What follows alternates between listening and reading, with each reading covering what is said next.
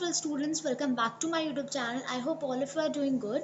So this video is going to be very important for each and every one of you because ये एक महा marathon है। इस video के अंदर हम आपकी पॉलिटिकल साइंस की book 1 that is contemporary world politics, इस बुक के 5 chapters in one shot cover करने वाले हैं एंड सारे चैप्टर्स में डिटेल में कवर करवाने वाली हूँ। This video is completely exam oriented, तो ये आपके बहुत काम आने वाली है and you can subscribe to this channel for other upcoming videos. So let's start with chapter number 1, that is the end of bipolarity. सबसे पहला चैप्टर है हमारा द एंड ऑफ बायपोलैरिटी। तो सबसे पहले बायपोलैरिटी इस टर्म का क्या मतलब है हम वो समझते हैं। बायपोलैरिटी का मतलब होता है कि जब वर्ल्ड दो पोल्स में डिवाइड हो। दो पोल्स का मतलब क्या होता है, दो सुपर पावर्स।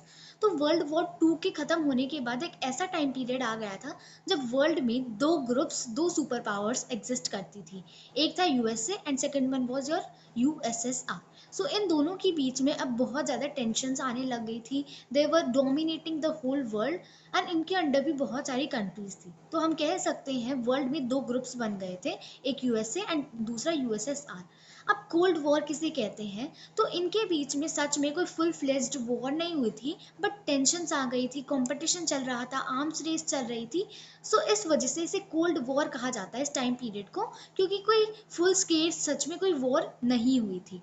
सो इस चैप्टर में हम देखेंगे कि कैसे ये जो बायपोलैरिटी थी, ये दो सुपर पावर्स थी, इनका ये टाइम पीरियड अब खत्म हो जाता है। यानी कि वन ऑफ द पोल या फिर one of the group that is USSR का डिसइंटीग्रेशन हो जाता है। सो यूएसएसआर कैसे बॉर्न होता है हम वो देखेंगे, देन क्यों बनाया जाता है हम वो देखेंगे, एंड कैसे इसका डिसइंटीग्रेशन होता है एंड उसके बाद क्या कॉन्सिक्वेंसेज होते हैं। सो ये सब कुछ हम इस पर्टिकुलर चैप्टर में कवर करेंगे। So let's start with our chapter USSR. इसकी फुल फॉर्म है Union of Soviet Socialist Republics. ये बना था आफ्टर अ सोशलिस्ट रेवोल्यूशन जो कि रशिया के अंदर हुआ था ड्यूरिंग 1917। इस रेवोल्यूशन को बहुत ज़्यादा इंस्पिरेशन मिली थी सोशलिज्म से, यानी कि वर्ल्ड में सोशलिज्म को अडॉप्ट करवाने के लिए ये रेवोल्यूशन किया गया था एंड ये कैपिटलिज्म को अपोज करता था। कैपिटलिज्म यूएसए की आइडियोलॉजी भी थी and socialism was the ideology of USSR. ये एक इगैलिटेरियन सोसाइटी बनाना चाहते थे, एक ऐसी सोसाइटी बनाना चाहते थे जिसमें हर एक पर्सन इक्वल होगा। ये पूरी वर्ल्ड में, पूरी ह्यूमन हिस्ट्री में सबसे बड़ा अटेम्प्ट था प्राइवेट प्रॉपर्टी के कंसेप्ट को अबॉलिश करने का, क्योंकि कैपिटलिज्म में प्राइवेट प्रॉपर्टी का कंसेप्ट होता है, तो ये उसे हमेशा के लिए अबॉलिश करना चाहते थे एंड ये एक ऐसे सोसाइटी बनाना चाहते थे जिसके अंदर हर एक पर्सन इक्वल रहे। सोवियत का जो पॉलिटिकल सिस्टम था वो कम्प्लीटली कम्युनिस्ट पार्टी के अराउंड सेंटर्ड था, यानी कि communist party was the dominant party in the politics of Soviet system. कोई भी और पॉलिटिकल पार्टी या फिर अपोजिशन अलाउड ही नहीं था एंड जो इकोनॉमी थी वो कम्प्लीटली स्टेट के द्वारा प्लान की जाती थी और कंट्रोल की जाती थी। एंड वन मोर थिंग, मान लो ये यूरोप है, so it was divided into 2 parts. Western part जो था वो कम्प्लीटली यूएसए के कंट्रोल में था, यानी कि these countries were with USA and जो ईस्टर्न कंट्रीज थी दे वर विद यूएसएसआर। ये यूएसएसआर के साथ थी। जो ईस्ट यूरोपियन कंट्रीज थी, अब इनको कैसे सोवियत यूनियन ने अपने अंडर लिया। सोवियत आर्मी ने इनको फैसिस्ट फोर्सेस से मुक्ति दिलाई, यानी कि जो इन कंट्रीज के अंदर जो फोर्सेस आ गई थी जिन्होंने अपना कंट्रोल एस्टेब्लिश कर लिया था, उनको यूएसएसआर की आर्मी ने भगा दिया। तो इस वजह से ये जो ईस्ट यूरोपियन कंट्रीज थी दे वर विद यूएसएसआर। ये जो ग्रुप था कंट्रीज का, इसे सेकेंड वर्ल्ड या फिर सोशलिस्ट ब्लॉक भी कहते हैं, क्योंकि दे वर विद यूएसएसआर। एंड जो यूएसए के साथ जो कंट्रीज थी उन्हें फर्स्ट वर्ल्ड या फिर कैपिटलिस्ट ब्लॉक भी कह सकते हैं। अब वॉर्सो पैक्ट जो कि 1955 में हुआ था, ये एक मिलिट्री अलायंस था जिसके वजह से ये सारी कंट्रीज इकट्ठी थी, यूएसएसआर फॉर्म हुआ था। यूएसएसआर इस ब्लॉक का, सेकेंड वर्ल्ड कंट्रीज का लीडर था। जो सोवियत यूनियन था ये एक बहुत बड़ी पावर बन गई थी after the Second World War. Soviet की जो इकोनॉमी थी वो ज़्यादा डेवलप थी than rest of the world, लेकिन सबसे ज़्यादा पूरी वर्ल्ड में यूएसए की डेवलप थी एंड सेकेंड नंबर पे था हमारा यूएसएसआर। इसका जो कम्युनिकेशन सिस्टम था that was also very good, very well managed. इसके energy resources were very vast, चाहे वो ऑयल हो, आयरन, स्टील, मशीनरी प्रोडक्शन बहुत अच्छे से होता था और इनका ट्रांसपोर्ट सेक्टर भी वेल कनेक्टेड था even to the remotest areas. Even जो सोवियत यूनियन था उनके पास उनकी खुद की डोमेस्टिक कंज्यूमर इंडस्ट्री थी, यानी कि वो खुद ही पिन से लेके कार्स तक सब कुछ प्रोड्यूस कर लिया करते थे। गुड्स की क्वालिटी और सर्विस का कोई कंपैरिजन नहीं था वेस्टर्न कंट्रीज के साथ, मतलब थोड़ी सी क्वालिटी में हम कह सकते हैं फर्क था, लेकिन सारी चीजें मिल जाती थी। सोवियत स्टेट में हर एक पर्सन के पास एक मिनिमम स्टैंडर्ड ऑफ लिविंग होता था। कौन इंश्योर करता था? Government. Government subsidised basic necessities होती थी, चाहे वो हेल्थ, एजुकेशन, चाइल्ड केयर है, वेलफेयर स्कीम्स, ये सब कुछ गवर्नमेंट प्रोवाइड करती थी, और अनएम्प्लॉयमेंट नाम की कोई चीज नहीं थी। एंड जो स्टेट ओनरशिप थी वो देखने को मिलती थी हर एक फील्ड में, सब कुछ स्टेट के कंट्रोल में होता था। लैंड और प्रोडक्टिव एसेट्स इन्हें भी स्टेट ही ओन करती थी एंड कंट्रोल किया करती थी। जो सोवियत सिस्टम था अब वो धीरे धीरे बहुत ज़्यादा ब्यूरोक्रेटिक और अथॉरिटेरियन होता चला गया। अब लोगों के लिए जीना इतना आसान नहीं होता था, सब कुछ अब गवर्नमेंट के हाथ में हो, कोई नहीं बर्दाश्त करता है। प्राइवेट प्रॉपर्टी की नीड कहीं ना कहीं आ ही जाती है। डेमोक्रेसी की भी कमी थी, लोग बोल नहीं सकते थे चाह के भी कुछ भी, उनकी जो बातें हैं वो सुनी ही नहीं जाती थी। ठीक है, तो अब लोग क्या करते थे, जो अपने एक्सप्रेशंस थे, जो अपनी भड़ास थी, वो कार्टून्स के थ्रू, जोक्स के थ्रू एक्सप्रेस किया करते थे। जो सोवियत स्टेट के जो इंस्टीट्यूशंस थे अब उनमें रिफॉर्म्स लाने की ज़रूरत थी, लेकिन अभी नहीं आई थी।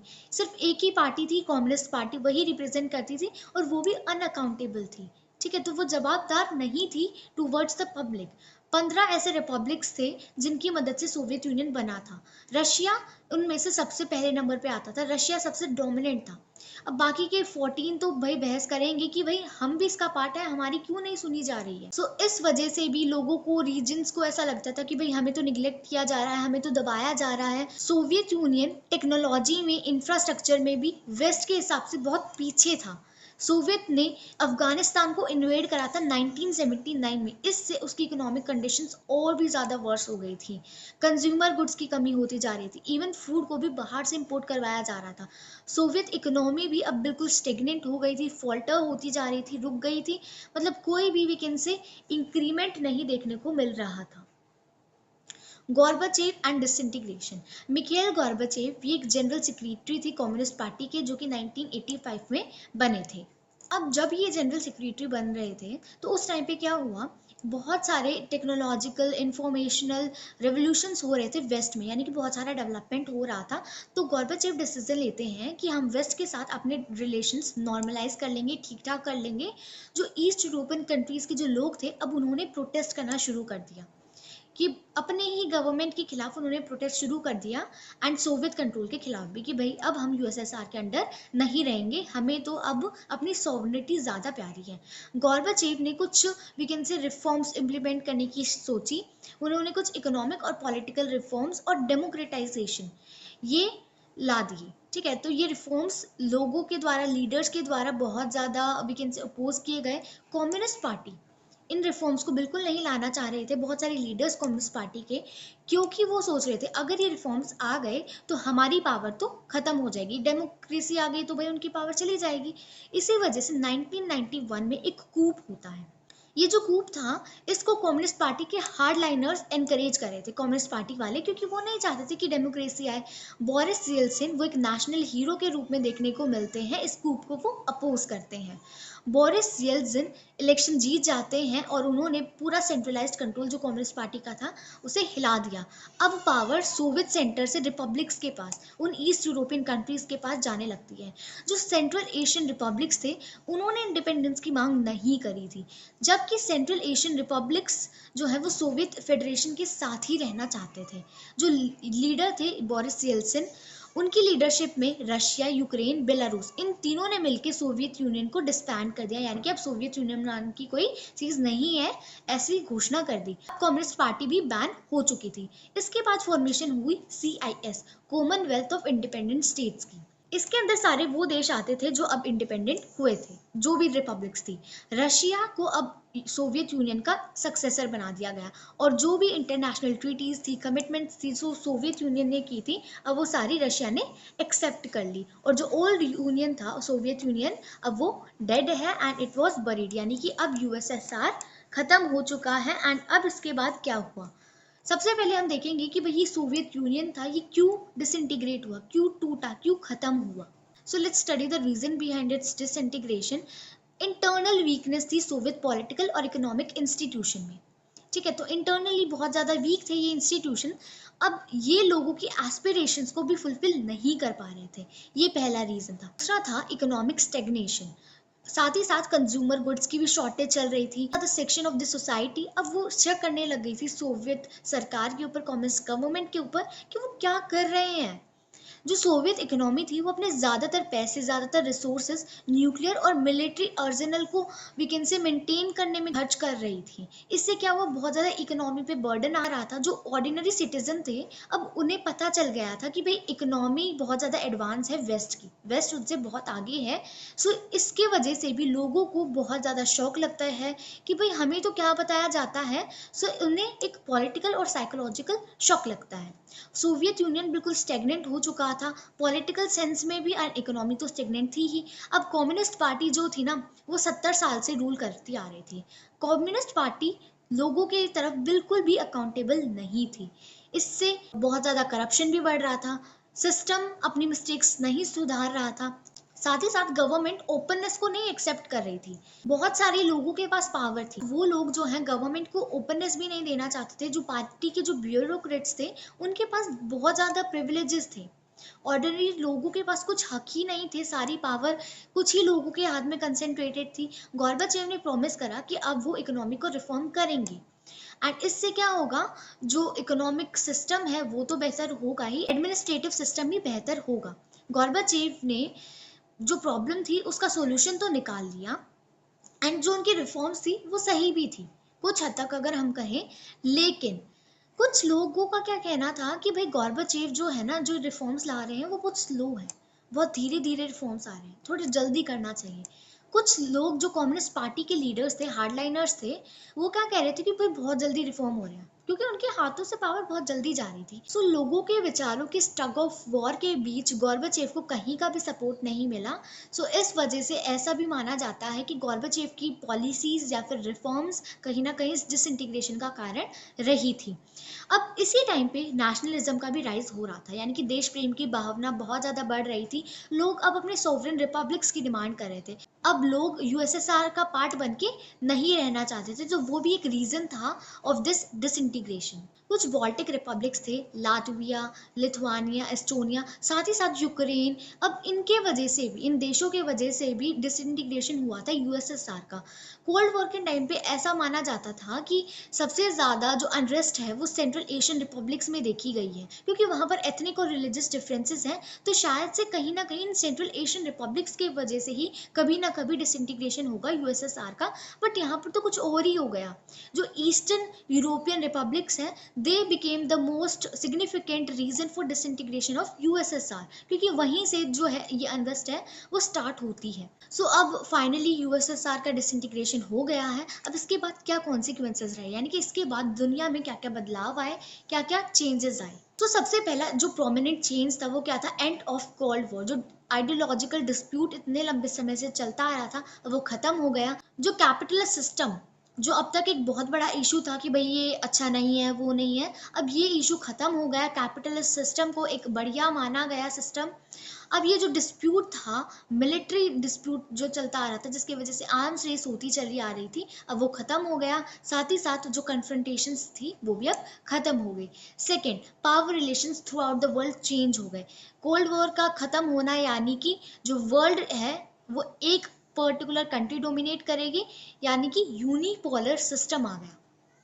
पहले क्या था, एक जगह यूएसएसआर था, दूसरी जगह यूएसए, बाइपोलैरिटी थी। लेकिन अब यूएसएसआर तो खत्म हो गया है, यानी कि एक ही पोल, यानी कि एक ही ग्रुप डोमिनेट करेगा पूरी वर्ल्ड को, एंड यूनिपोलर सिस्टम क्रिएट हो जाएगा। तो ऐसा ही हुआ, एंड ज़्यादातर जो कंट्रीज थी अब वो ज़्यादा इंपॉर्टेंट प्लेयर्स के रूप में देखने को मिली। एंड इससे बाद में चल के after unipolar world multipolar system देखने को मिला। आज भी मल्टीपोलर सिस्टम है, यानी कि ना सिर्फ एक, ना सिर्फ दो, बल्कि बहुत सारी मल्टीपल सुपर पावर्स एग्जिस्ट करती हैं। कोई भी एक पर्टिकुलर पावर डोमिनेट नहीं कर सकती। मतलब कि देखो, यूएसएसआर के डिसइंटीग्रेशन के कुछ टाइम तक यूएस से सुपर पावर रहा, लेकिन आज मल्टीपोलर वर्ल्ड है। कैपिटलिस्ट इकोनॉमी आज के टाइम पे डोमिनेंट इकोनॉमिक सिस्टम है इंटरनेशनल। ज़्यादातर कंट्रीज कैपिटलिस्ट इकोनॉमी को ही सपोर्ट करती हैं। थर्ड है एमरजेंस ऑफ न्यू कंट्रीज। अब यूएसएसआर डिसइंटीग्रेट हो गया है तो इसकी वजह से जो भी उसके अंदर देश थे अब वो आज़ाद हो गए हैं, they became new countries. Warsaw countries जो थी अब वो इंडिपेंडेंट एस्पिरेशंस लेके अलग अलग देश बनाती हैं। बाल्टिक ईस्ट यूरोपियन स्टेट्स अब वो यूरोपियन यूनियन को ज्वाइन करना चाहते हैं। NATO North Atlantic Treaty Organization इसका पार्ट बनना चाहते हैं। सो लोगों की अलग अलग एस्पिरेशंस हैं, अलग अलग देशों की अलग अलग एस्पिरेशंस हैं, तो अब उन्हें वो फुलफिल कर रहे हैं। जो सेंट्रल एशियन रिपब्लिक्स हैं वो अपने खुद के जोग्राफिकल लोकेशन का फायदा उठाना चाह रहे थे इस टाइम पे, और उन्होंने रशिया के साथ अपने क्लोज टाई बनाए रखे। एंड कुछ जो कंट्रीज हैं वो यूएसए की तरफ भागी, कुछ जो है वो वापस से रशिया की तरफ भागी। सो यानी कि पावर रिलेशनशिप पूरे वर्ल्ड में अब चेंज हो रहा था इस टाइम पे। वी कैन से वर्ल्ड का सिनेरियो ही एक तरीके से चेंज हो रहा था, politics was changing through out the world. International system के अंदर बहुत सारे नए देश आए, खुद की आइडेंटिटी के साथ, खुद के इंटरेस्ट के साथ, खुद के इकोनॉमिक और पॉलिटिकल डिफिकल्टीज के साथ। Now let's move to next important topic, that is shock therapy. भाई शॉक थेरेपी क्या थी? देखो बहुत सारे देश थे जो कि यूएसएसआर से अब डिसइंटीग्रेट होके बने थे। सो इन देशों ने एक बहुत पेनफुल प्रोसेस का सामना करा, एक ट्रांजिशन हुआ है। पहले ये देश बहुत ज्यादा अथॉरिटेरियन थे, सोशलिस्ट थे, एंड अब ये डेमोक्रेटिक कैपिटलिस्ट बनने वाले थे। तो ये अथॉरिटेरियन सोशलिस्ट से कैसे डेमोक्रेटिक और कैपिटलिस्ट बने, इस पेनफुल प्रोसेस को ही शॉक थेरेपी बोला जाता है। सो कैसे इन्होंने ट्रांजिशन करा? रशिया के अंदर, सेंट्रल एशिया के अंदर, ईस्ट यूरोपियन कंट्रीज के अंदर बहुत ज़्यादा इस ट्रांजिशन में इन्फ्लुएंस रही थी वर्ल्ड बैंक और आईएमएफ की। सो इन ग्रुप्स की मदद से, इन ऑर्गेनाइजेशन की मदद से जो ये ट्रांजिशन हुआ, इसी को शॉक थेरेपी कहते हैं। शॉक थेरेपी की इंटेंसिटी, स्पीड हर एक देश में वेरी करती रही, यानी कि हर एक जगह अलग असर था, लेकिन वी कैन से डायरेक्शन और फीचर्स कहीं ना कहीं सेम थे। सभी देशों में मुश्किलें आई थी, मतलब अब वो बिल्कुल टोटल शिफ्ट कर रहे हैं टुवर्ड्स कैपिटलिस्ट इकोनॉमी। अब प्राइवेट ओनरशिप को एनकरेज किया जाएगा, अब ये डोमिनेंट पैटर्न बनने वाली थी प्रॉपर्टी का। प्राइवेटाइजेशन होगी स्टेट एसेट्स की, कॉर्पोरेट ओनरशिप पैटर्न्स को अब बिल्कुल लाया जाएगा एकदम से, कलेक्टिव फार्म्स को अब हटाया जाएगा और प्राइवेट फार्मिंग को एंगेज। अब शॉक थेरेपी जो कि बहुत इंपॉर्टेंट टॉपिक है, इसे समझते हैं। सो एक पेनफुल प्रोसेस था, मतलब बहुत सारे देश यूएसएसआर से डिसइंटीग्रेशन होने के बाद बने थे। सो वो देश कैसे अथॉरिटेटिव सोशलिस्ट से कैपिटलिस्ट और वी कैन से डेमोक्रेटिक बनते हैं। सो इस ट्रांजिशन को बोलते हैं शॉक थेरेपी, और इसके अंदर दो बॉडीज ने बहुत ज़्यादा इन्फ्लुएंस डाली है, वर्ल्ड बैंक और आईएमएफ, इंटरनेशनल मॉनेटरी फंड। सो इसी पेनफुल प्रोसेस को बोला जाता है शॉक थेरेपी। शॉक थेरेपी की इंटेंसिटी और स्पीड वेरी करती है, लेकिन इसके फीचर्स और डायरेक्शन कहीं ना कहीं सेम है हर एक देश के अंदर। हर एक देश ने एक टोटल शिफ्ट किया है टुवर्ड्स कैपिटलिस्ट इकोनॉमी। अब इन देशों के अंदर प्राइवेट ऑनरशिप बहुत ज़्यादा डोमिनेंट होने वाली थी, प्राइवेटाइजेशन को एनकरेज किया जाएगा, जो स्टेट ऑनरशिप है उसे हमेशा के लिए हटाया जाएगा, कलेक्टिव फार्म सिस्टम को हटा के प्राइवेट फार्मिंग को एनकरेज किया जाएगा। शॉक थेरेपी के अंदर बहुत ज़्यादा ड्रास्टिक चेंज आया था, हर एक इकोनॉमी की जो एक्सटर्नल ओरिएंटेशन है वो भी बिल्कुल चेंज हो गई थी। Free trade regime, foreign direct investment, ये कुछ मेन इंजन्स थे इस चेंज के। तो हम देख पा रहे हैं कितना ज़्यादा चेंजेस आ रहे हैं इन देशों की आइडियोलॉजी में, इनकी इकोनॉमिक सिचुएशंस में। सो इसी को शॉक थेरेपी बोला गया था कि कैसे ये सोशलिस्टिक कैपिटलिस्ट पे शिफ्ट करते हैं इस प्रोसेस को। इन देशों ने शॉक थेरेपी के दौरान फॉरेन डायरेक्ट इन्वेस्टमेंट को जो है एनकरेज करा, फाइनेंशियल ओपनिंग कर दी अपने देशों की, एंड साथ ही साथ डीरेगुलेशन और करेंसी कन्वर्टेबिलिटी भी अब अलाउ हो गई थी ना। इस शॉक थेरेपी की क्या कॉन्सिक्वेंसेस थे, क्या रिजल्ट रहा था? शॉक थेरेपी से क्या हुआ, लोगों का जो यूथोपिया मास कंजप्शन का जो विजन था वो खत्म हो गया। शॉक थेरेपी ने जो लोगों को दिखाया था, दर्शाया था, ऐसा कुछ नहीं हुआ। इससे इकोनॉमीज में बहुत ज़्यादा रुइन आ गया था, बिल्कुल इकोनॉमीज तबाह हो गई थी। जो स्टेट कंट्रोल था वो बिल्कुल ख़त्म हो गया था, इंडस्ट्रियल सिस्टम के ऊपर जो स्टेट कंट्रोल था वो ख़त्म हो गया था। 90% जो इंडस्ट्रीज थी उन्हें प्राइवेट इंडिविजुअल्स के हाथों बेच दिया गया था। रिस्ट्रक्चरिंग जो है वो हुआ था मार्केट फोर्सेस की मदद से, गवर्नमेंट का कोई भी रोल नहीं था।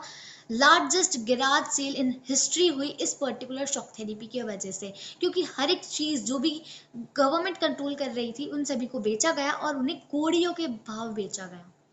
लोगों को वाउचर्स दिए गए थे, सिटीजन्स के पास बिल्कुल भी पैसा नहीं था, पैसे की जरूरत में उन्होंने उन वाउचर को ब्लैक मार्केट में बेच दिया। रूबल जो रशिया की करेंसी है वो इतनी तेजी के साथ गिरी, रेट ऑफ इन्फ्लेमेशन बहुत ज्यादा हाई था, यानी कि प्राइसेस हर एक चीज के बहुत तेजी से बढ़ रहे थे, लोगों की जो सेविंग्स है वो बहुत जल्दी खत्म हो गई, कलेक्टिव फार्म सिस्टम खत्म हो गया, तो इसके वजह से लोगों के पास फूड भी नहीं बचा, रशिया को इम्पोर्ट करना पड़ा फूड भी, इवन जो पुराना ट्रेडिंग स्ट्रक्चर था वो भी खत्म हो गया, पुराना जो सोशल वेलफेयर का सिस्टम था वो खत्म हो गया, अब देशों के अंदर जो सब्सिडीज दी जाती थी वो भी खत्म हो गई, गवर्नमेंट कोई सब्सिडीज नहीं देती थी, ज्यादातर जो लोग थे वह पोवर्टी के शिकार हो गए। जो मिडिल क्लास थी अब वो पेरीफेरी ऑफ सोसाइटी पे यानी कि पोवर्टी लाइन की तरफ चली गई, एकेडमिक और इंटेलेक्चुअल मैन पावर अब खत्म हो गई, माइग्रेट हो गई, माफिया इन देशों के अंदर एमर्ज हो गया, ठीक है, प्राइवेटाइजेशन से और भी बहुत सारी डिस्पैरिटीज देखने को मिली सोसाइटी के अंदर, रशिया रिच और पुअर रीजन्स में बट गया।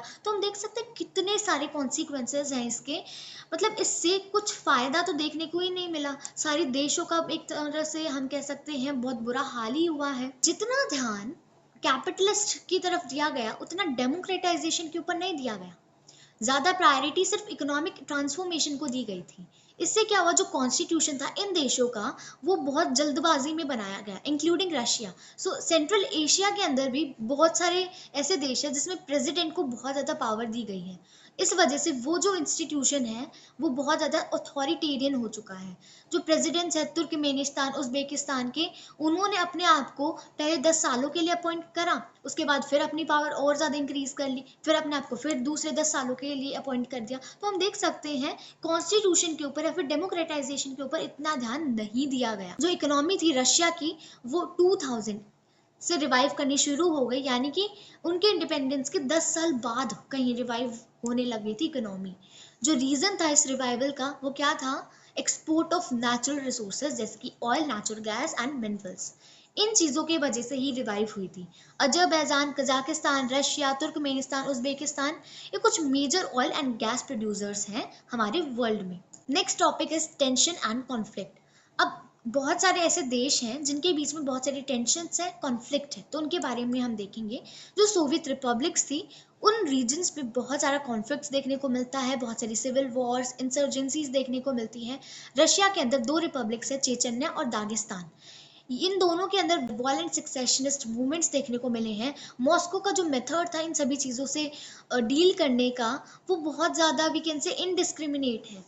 मिलिट्री बॉम्बिंग्स करी गई है उन रीजन में बिना किसी ह्यूमन राइट को ध्यान में रखे, हम कह सकते हैं बहुत ज़्यादा ह्यूमन राइट वायलेशंस हुए हैं, लोगों की जो एस्पिरेशन से उन्हें मीट नहीं किया गया है। ताजिकिस्तान के अंदर भी सिविल वॉर हुई है लगभग 10 सालों तक, 2001 तक वो वॉर चली है। अजरबैजान के एक प्रोविंस है नगोरो काराबाग, वहां पर कुछ लोकल आर्मीनियंस जो हैं वो सिसीड करके आर्मीनिया को ज्वाइन करना चाहते थे, बट ऐसा नहीं हुआ, तो उसकी वजह से भी एक सिविल वॉर हुई। जॉर्जिया के अंदर भी 2 प्रोविंसेस से इंडिपेंडेंस की डिमांड देखने को मिली जिसकी वजह से सिविल वॉर हो गई थी। उस टाइम पे जो गवर्नमेंट चल रही थी उनके खिलाफ बहुत सारे मूवमेंट्स करे हैं, यूक्रेन, किर्गिस्तान, जॉर्जिया, इन देशों के अंदर जो कंट्रीज थे, जो प्रोविंसेस थे, वो रिवर वाटर के ऊपर फाइट कर रहे थे। सेंट्रल एशियन रिपब्लिक्स, यहाँ पर बहुत सारे हाइड्रोकार्बन रिसोर्सेज हैं जिसकी वजह से उन्हें इकोनॉमिक बेनिफिट मिलता है कहीं ना कहीं। सेंट्रल एशिया जो है वो एक जोन ऑफ कंपटीशन भी बन चुका है आउटसाइड पावर्स के लिए, ऑयल कंपनीज के लिए। 11 सितंबर 2001 के बाद जो यूएस है वो अपने मिलिट्री बेस एस्टेब्लिश करना चाहता है इस रीजन के नियर। रशिया जो है इस रीजन को अपना नियर एब्रॉड मानती है, यानी कि वो अपने आसपास यूएस के बेस अलाउ नहीं करती है, अपनी इन्फ्लुएंस बनाए रखना चाहती है। चाइना के खुद के इंटरेस्ट है इन जगहों में ऑयल रिसोर्सेज के वजह से। चेकोस्लोवाकिया ये पीसफुली 2 हिस्सों में बट गया, चेक्स एंड स्लोवाक्स, और ये दोनों इंडिपेंडेंट कंट्रीज बन चुकी है। बाल्कन रिपब्लिक्स ऑफ यूगोस्लाविया 1991 के बाद ये जो है बहुत सारे प्रोविंसेस में बट गया है जैसे कि Croatia, Slovenia, Bosnia, Herzegovina. So इन्होंने इंडिपेंडेंस डिक्लेयर कर दी है। So there are various conflict, civil wars, tensions between these regions as well, तो वो अभी हमने देखा। ये हमारा लास्ट टॉपिक होने वाला है इस चैप्टर का, इंडिया एंड पोस्ट कम्युनिस्ट, यानी कि इंडिया के जो पोस्ट कम्युनिस्ट कंट्रीज हैं उनके साथ कैसे रिलेशन है। इंडिया के गुड रिलेशन है सारी पोस्ट कम्युनिस्ट कंट्रीज के साथ, और सबसे ज़्यादा स्ट्रॉन्ग रिलेशन हमारे रशिया के साथ है। इंडिया के रिलेशन रशिया के साथ बहुत ज़्यादा इंपॉर्टेंट है। In the aspect of India's foreign policy, India Russia के रिलेशंस जो हैं वो एक common history of trust and common interest में एम्बेडेड है। ठीक है, रशिया और इंडिया का एक विजन है मल्टीपोलर वर्ल्ड ऑर्डर की तरफ, यानी कि इंडिया और रशिया दोनों ही मानते हैं कि दुनिया मल्टीपोलर होनी चाहिए, यानी कि सिर्फ एक या दो सुपर पावर्स एग्जिस्ट नहीं करनी चाहिए बल्कि बहुत सारी सुपर पावर्स एग्जिस्ट करनी चाहिए, एंड ये सारी पीसफुली इंटरनेशनल कॉन्फ्लिक्ट्स को नेगोशिएट करे, ऐसा होना चाहिए। ठीक है, सो 80 बायलैटरल एग्रीमेंट साइन करे गए हैं इंडिया और रशिया के बीच में as part of Indo Russian strategic agreement 2001। India को इसके रिलेशनशिप विद रशिया से बहुत सारे बेनिफिट्स मिलते हैं on the issues of Kashmir, energy supplies etcetera. साथ ही साथ जो इंटरनेशनल टेररिज्म है या फिर एक्सेस है सेंट्रल एशिया में या फिर चाइना के साथ रिलेशंस मैनेज करने हैं, तो इन चीज़ों में भी रशिया बहुत सपोर्ट करता है इंडिया को। इंडिया रशिया के लिए भी बहुत ज़्यादा बेनिफिशियल है। कैसे? India second largest arms market है रशिया के लिए। इंडिया की जो मिलिट्री है उसको ज़्यादातर अपना हार्डवेयर रशिया से ही मिलता है। इंडिया एक ऑयल इंपोर्टिंग नेशन है और ऑयल का एक बहुत बड़ा प्रोड्यूसर है हमारा रशिया। इंडिया आज के टाइम पे भी अपने एनर्जी इंपोर्ट्स बढ़ाना चाह रहा है रशिया से, एंड जो रिपब्लिक्स है कजाकिस्तान एंड तुर्कमेनिस्तान उनसे भी। रशिया बहुत इंपॉर्टेंट है इंडिया की न्यूक्लियर एनर्जी प्लान्स के लिए भी, और वो इंडिया को असिस्ट करता है इंडिया की स्पेस इंडस्ट्री में, और उसे इसने बहुत सारी इंपॉर्टेंट चीज़ें भी दी हैं जैसे कि क्रायोजेनिक रॉकेट दिया जब इंडिया को उसकी बहुत ज़रूरत थी। रशिया और इंडिया ये दोनों ही अलग अलग साइंटिफिक प्रोजेक्ट्स पे भी बहुत कंट्रीब्यूट करते हैं। सो आई होप आपको ये टॉपिक बहुत अच्छे से समझ में आया होगा। सो यहाँ पर होता है हमारा chapter number 1 complete. Let's move to chapter number 2। So let's start with chapter number 2, that is new centers of power. It is also known as contemporary या फिर alternative centers of power. इस चैप्टर में कुछ हम important centres of power के बारे में बात करेंगे। फॉर एग्जांपल आसियान, EU, ये कुछ इंपॉर्टेंट बॉडीज हैं जो कि आज के टाइम बहुत पावरफुल होने लग रही हैं। साथ ही साथ हम बात करेंगे कि चाइना की, कि कैसे चाइना जो कि इतना बैकवर्ड होता था वो आज के टाइम पे इतना डेवलप्ड हो गया है। इंडिया के चाइना के साथ कैसे रिलेशंस हैं ये हम आपके इस चैप्टर में देखेंगे। So let's talk about EU. EU stands for European Union. 1945 में world war 2 came to an end. उसके बाद यूरोप की हालत देखने लायक थी। इस टाइम पे almost all the economies of Europe were completely devastated. अब बिल्कुल रुइन हो चुकी थी सारी इकोनॉमीज। 1945 से स्टार्ट होता है कोल्ड वॉर का टाइम। इस टाइम पे यूएस और यूएसएसआर एक दूसरे के साथ compete कर रहे थे। तो इस कोल्ड वॉर ने बहुत ज़्यादा हेल्प करी है यूरोप की टू रिवाइव इट्स इकोनॉमीज। कैसे भाई? इस टाइम के दौरान अलग अलग ग्रुप्स यूएस और यूएसएसआर अपने अंडर अलग अलग कंट्रीज को ले रहे थे। सो अमेरिका ने फाइनेंशियल हेल्प प्रोवाइड करी है यूरोप की इकोनॉमीज को रिवाइव करने के लिए under Marshall plan. So US ने एक कलेक्टिव सिक्योरिटी स्ट्रक्चर भी फॉर्म करा है जिसे नाटो कहते हैं, जैसे कि यूएसएसआर ने वॉर्सो पैक्ट बनाया था। सो मार्शल प्लान के अंडर एक ऑर्गेनाइजेशन बनती है, organization for European economic cooperation, ताकि ये सारी वेस्ट यूरोपियन स्टेट्स एक दूसरे के साथ जो है इंटरेक्ट कर सके इन वेरियस इकोनॉमिक मैटर्स। तो ये बनती है 1948 में। ठीक है, तो ये एक फोरम बनता है जहां पर ये सारे देश कोऑपरेट करते हैं ऑन वेरियस इकोनॉमिक टर्म्स। इसके बाद 1949 में एक और ऑर्गेनाइजेशन बनती है, that is known as Council of Europe. तो ये पॉलिटिकल कोऑपरेशन के लिए बनती है। इसके बाद इकोनॉमिक प्रोसेस को और ज़्यादा we can say fast track पे लाने के लिए एक और ऑर्गेनाइजेशन बनती है, that is European Economic Community in 1957। इस प्रोसेस को एक पॉलिटिकल डायमेंशन देने के लिए एस्टेब्लिशमेंट होता है ऑफ यूरोपियन पार्लियामेंट। अब इस टाइम तक सोवियत यूनियन कोलैप्स हो चुका था इन 1991, तो इसी वजह से अब यूरोप का जो डेवलपमेंट है वो अपने फास्ट ट्रैक पे आ जाता है। कैसे भाई? इसके बाद एस्टेब्लिशमेंट होती है यूरोपियन यूनियन की इन 1992। अब यूएसएसआर के अंदर भी बहुत सारे यूरोपियन देश थे, तो वो भी यूरोपियन यूनियन का पार्ट बनते हैं। सो फाइनली ईयू की फॉर्मेशन होती है इन 1992। सो इस ईयू के अंदर एक कॉमन फॉरेन और सिक्योरिटी पॉलिसी होती है ताकि ये सारे मेंबर स्टेट्स कोऑपरेट कर सके जस्टिस और होम अफेयर्स पे। साथ ही साथ ये सारे देश जो कि ईयू का पार्ट थे, इनकी एक सिंगल करेंसी थी, that is known as euro, और आज भी है। ईयू ने एक नेशन स्टेट के रूप में, एक देश के रूप में एक्ट करना शुरू कर दिया। ईयू ने एक कॉन्स्टिट्यूशन बनाने की भी कोशिश करी, लेकिन उसमें ये फेल हो गए हैं। लेकिन आज भी इनका खुद का फ्लैग है, एंथम है, फाउंडिंग डेट है, खुद की करेंसी है। ईयू आज भी अपने एरियाज ऑफ कॉपरेशन को एक्सपैंड करने लग रहा है। अलग अलग एरियाज में ये कॉपरेट करते हैं। बहुत सारे देशों के ऊपर इनकी इन्फ्लुएंस है। ईयू की इकोनॉमिक, पॉलिटिकल, डिप्लोमेटिक और मिलिट्री इन्फ्लुएंस है। ईयू वर्ल्ड की बिगेस्ट इकोनॉमी है, इसकी करेंसी यूरो बहुत बड़ा थ्रेट है, बहुत बड़ा खतरा है यूएस डॉलर के लिए। इसका जो शेयर है वर्ल्ड ट्रेड में, that is much larger than that of US. ये एक इम्पॉर्टेंट ऑर्गेनाइजेशन है जो बहुत इंपॉर्टेंट रोल प्ले करता है वर्ल्ड ट्रेड ऑर्गेनाइजेशन में भी, आईएमएफ में भी इसका बहुत इंपॉर्टेंट रोल रहता है, क्योंकि ये एक बहुत important we can say organization है, बहुत important economic organization I would say. EU की पॉलिटिकल और डिप्लोमेटिक इन्फ्लुएंस है। इसके दो मेंबर स्टेट्स हुआ करते थे पहले, लेकिन ब्रिटेन एग्जिट कर चुका है आज के टाइम पे। सो फ्रांस आज भी परमानेंट मेंबर है यूएन सिक्योरिटी काउंसिल का, जो इसे एक बहुत इंपॉर्टेंट इन्फ्लुएंस देता है।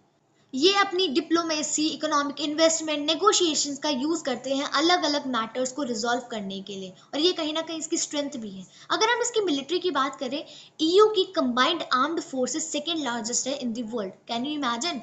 ईयू का टोटल एक्सपेंडिचर डिफेंस के ऊपर सेकेंड है आफ्टर दैट ऑफ यूएस। ये वर्ल्ड का सेकेंड मोस्ट इंपॉर्टेंट सोर्स है स्पेस और कम्युनिकेशन टेक्नोलॉजी का। ईयू आज भी इकोनॉमिक, पॉलिटिकल और सोशल एरियाज में इंटरवीन करता है। सो हम देख सकते हैं ये सारी कुछ फीचर्स हैं जिसके वजह से ईयू एक इम्पॉर्टेंट सेंटर ऑफ पावर आज के टाइम पे बन चुका है। Let's see some more things about European Union. देखो, मैंने आपको बताया कि ईयू की एक कॉमन सिक्योरिटी और फॉरेन पॉलिसी है। बावजूद इसके जो अलग अलग मेंबर स्टेट्स है जो ईयू का पार्ट है, तो उनके खुद के कुछ फॉरेन रिलेशंस हैं, उनकी खुद की डिफेंस पॉलिसीज हैं जिनके ऊपर वो फैसला लेते हैं। पहले ब्रिटेन ईयू का पार्ट था, तो उस टाइम पे ब्रिटेन के प्राइम मिनिस्टर थे टोनी ब्लेयर, तो उन्होंने अमेरिका के साथ मिलकर इराक का इन्वेजन किया था, लेकिन दूसरे मेंबर स्टेट इसके खिलाफ थे। तो हम देख सकते हैं इंडिविजुअल मेंबर स्टेट का रोल। बेशक उनकी कॉमन फॉरेन और सिक्योरिटी पॉलिसी है, उसके बजाय भी उनकी खुद के रिलेशंस हैं दूसरे देशों के साथ। ईयू के जो न्यू मेंबर्स हैं, उन्होंने यूएस के साथ मिलकर कोलिजन बनाया, कोलिजन ऑफ विलिंग, जबकि जर्मनी और फ्रांस ने अमेरिकन पॉलिसी को अपोज किया। तो हम देख पा रहे हैं कि भाई हर एक कंट्री का, हर एक मेंबर स्टेट का एक इंडिविजुअल रोल है। साथ ही साथ डिफरेंट यूरोपियन कंट्रीज के अंदर यूरोस्पेक्टिज्म भी देखने को मिलता है। इसका क्या मतलब है कि भाई यूरोपियन यूनियन के पीछे एक एजेंडा है। भाई क्यों एक कॉमन करेंसी है, क्यों एक कॉमन कॉन्स्टिट्यूशन बनाने की कोशिश की गई? तो कुछ मेंबर स्टेट्स का आज भी इसके ऊपर एक सस्पिशन देखने को मिलता है।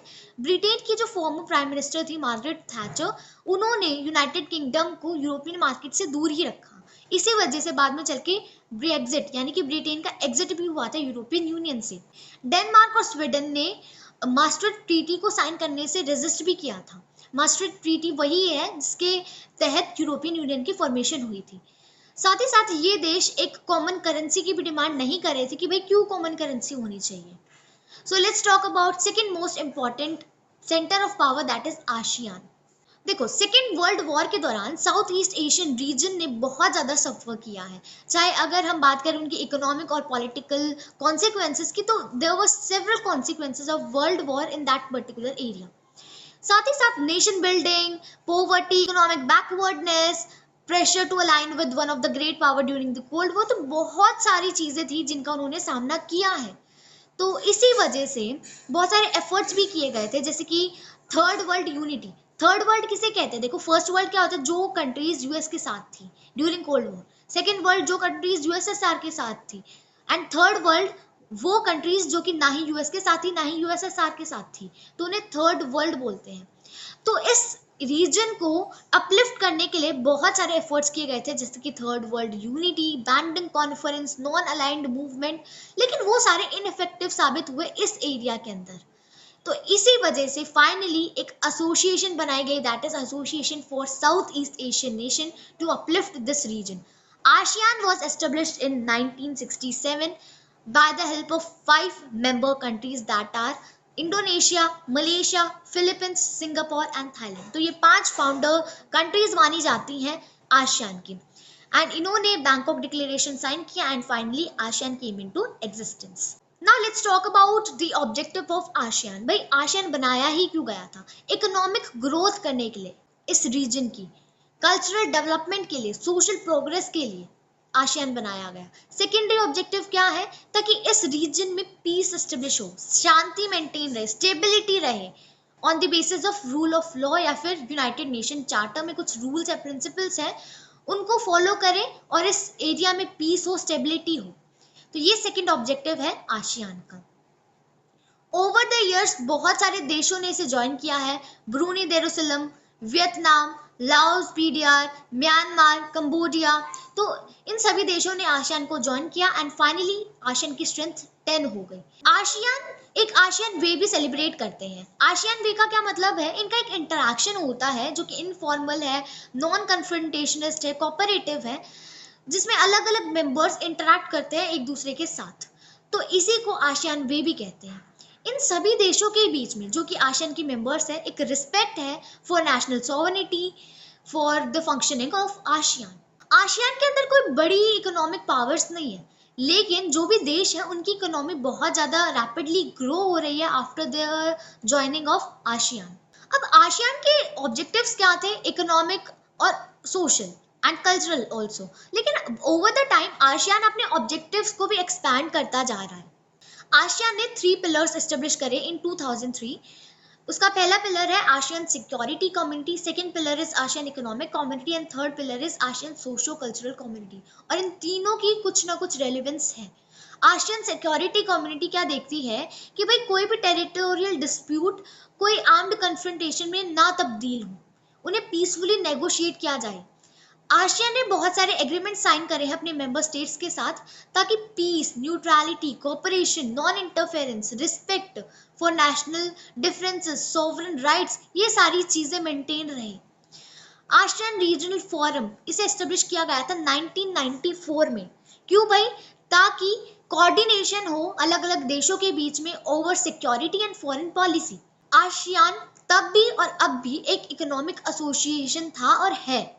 आसियान एज अ होल एक छोटी सी इकोनॉमी है, अगर हम यूएस से, जापान से, ईयू से, किसी से भी कंपेयर करें, लेकिन जो भी इसके अंदर देश है ना, वो बहुत फास्ट पेस के साथ ग्रो हो रहे हैं। जो आसियान इकोनॉमिक कम्युनिटी है, इसके ऑब्जेक्टिव्स हैं to create a common market, to create a common production base for the ASEAN states, ताकि सोशल और इकोनॉमिक डेवलपमेंट हो सके इस रीजन के अंदर। इकोनॉमिक कम्युनिटी के वजह से कहीं ना कहीं डिस्प्यूट सेटलमेंट मैकेनिज्म भी इंप्रूव हुआ है, जिससे इकोनॉमिक डिस्प्यूट्स को पीसफुली नेगोशिएट किया जाता है।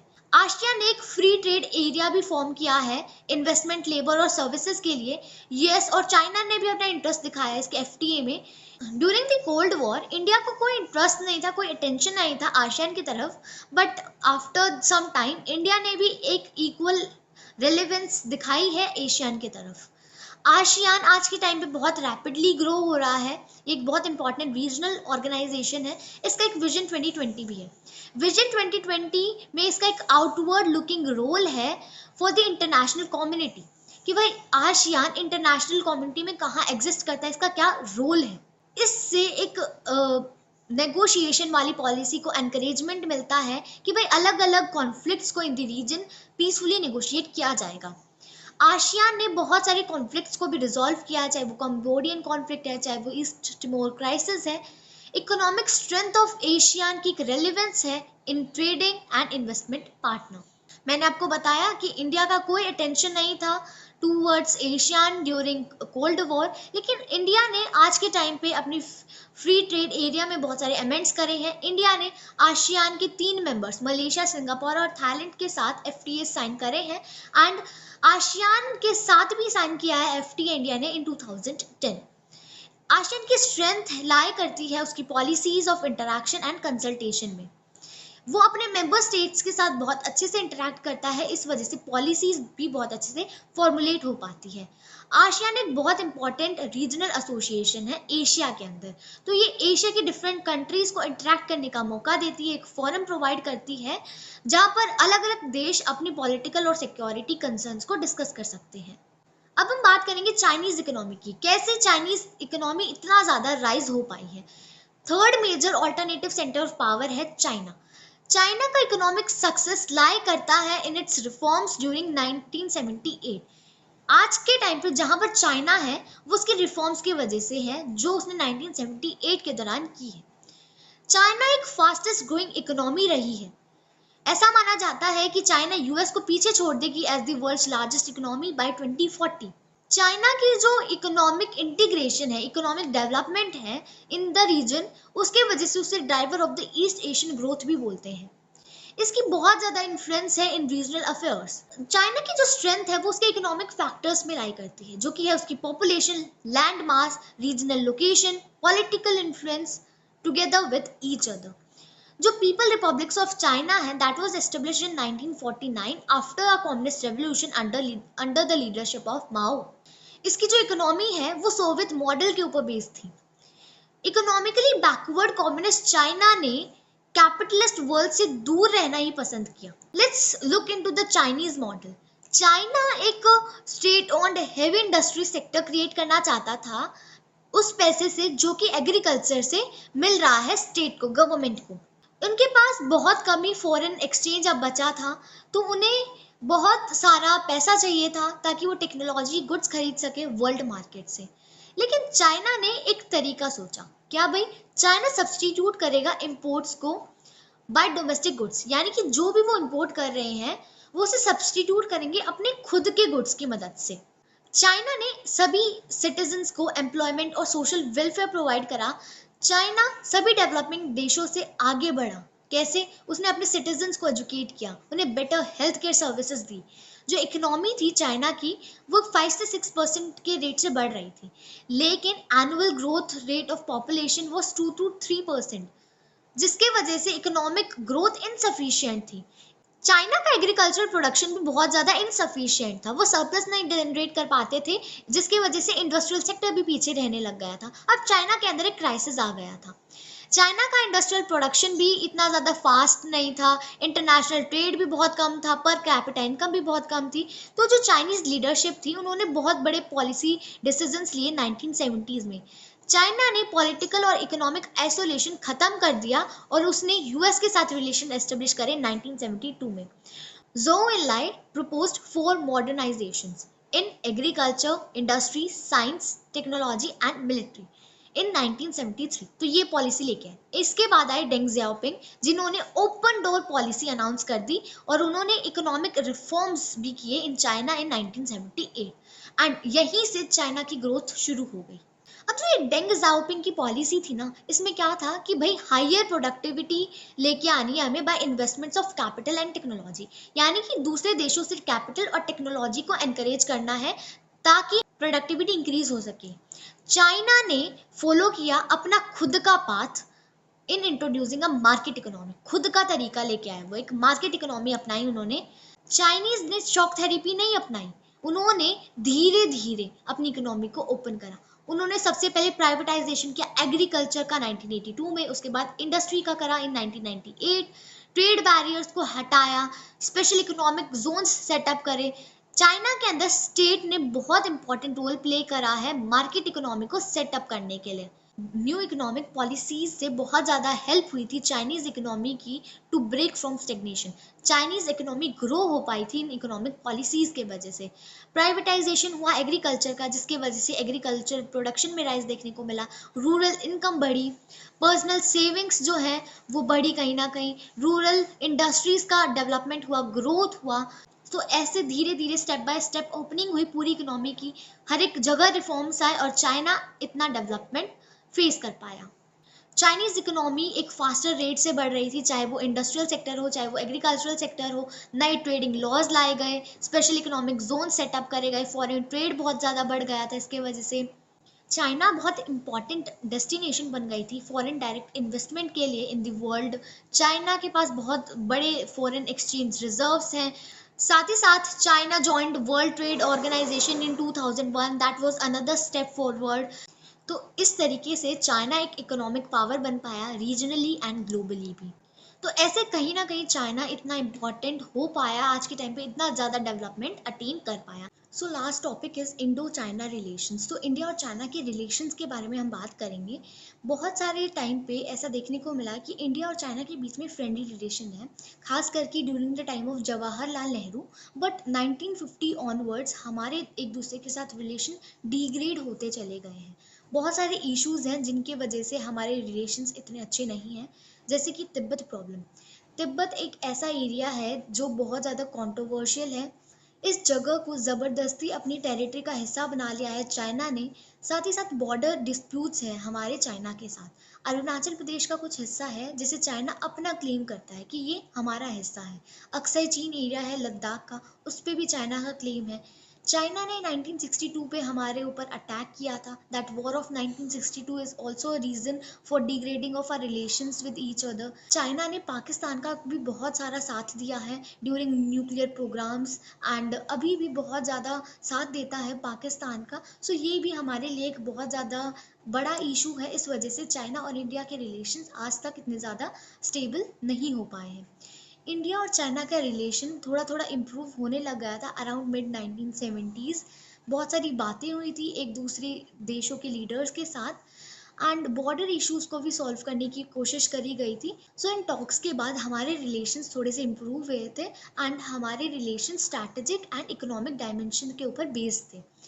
राजीव गांधी चाइना के अंदर गए थे 1988, एंड अटल बिहारी वाजपेयी भी गए थे 2003 के अंदर। सो इससे दोनों कंट्रीज़ के बीच में थोड़ा सा पीस और ट्रैंक्विलिटी एस्टेब्लिश हुई थी। लेकिन आज फिर से हमारे रिलेशंस एक दूसरे के साथ डिग्रेड हो चुके हैं। इतने अच्छे फ्रेंडली और कॉर्डियल रिलेशंस हमारे एक दूसरे के साथ नहीं हैं। सो यही था आपका इस चैप्टर के बारे में। आई होप आपको ये चैप्टर अच्छे से समझ में आया होगा। Let's move to our next chapter, that is contemporary South Asia. So let's start with chapter number 3, that is contemporary South Asia. इस चैप्टर में बहुत कुछ है पढ़ने के लिए, तो बिल्कुल टाइम वेस्ट नहीं करेंगे। सो जल्दी जल्दी स्टार्ट करते हैं। सो इस चैप्टर में हम साउथ एशिया की बात करेंगे। साउथ एशिया के अंदर 7 कंट्रीज लाई करती है, Bangladesh, Bhutan, India, Maldives, Nepal, Pakistan and Sri Lanka. Afghanistan is not a part of South Asia.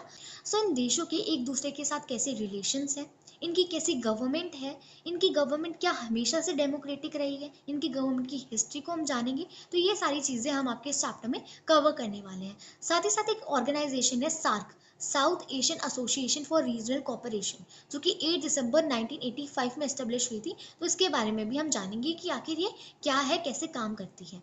ये जो साउथ एशिया का जो रीजन है, ये बहुत ज़्यादा डाइवर्स है। लिंग्विस्टिक, सोशल, कल्चरल, पॉलिटिकल, हर एक तरीके से ये बहुत ज़्यादा डाइवर्स है। बहुत ज़्यादा यहाँ पर डिस्टिंक्टिवनेस देखने को मिलती है। यहाँ पर एक नेचुरल इंसुलैरिटी है। यहाँ पर हिमालयाज लाया करते हैं, यहाँ पर इंडियन ओशन है, अरेबियन सी है, बे ऑफ बंगाल है।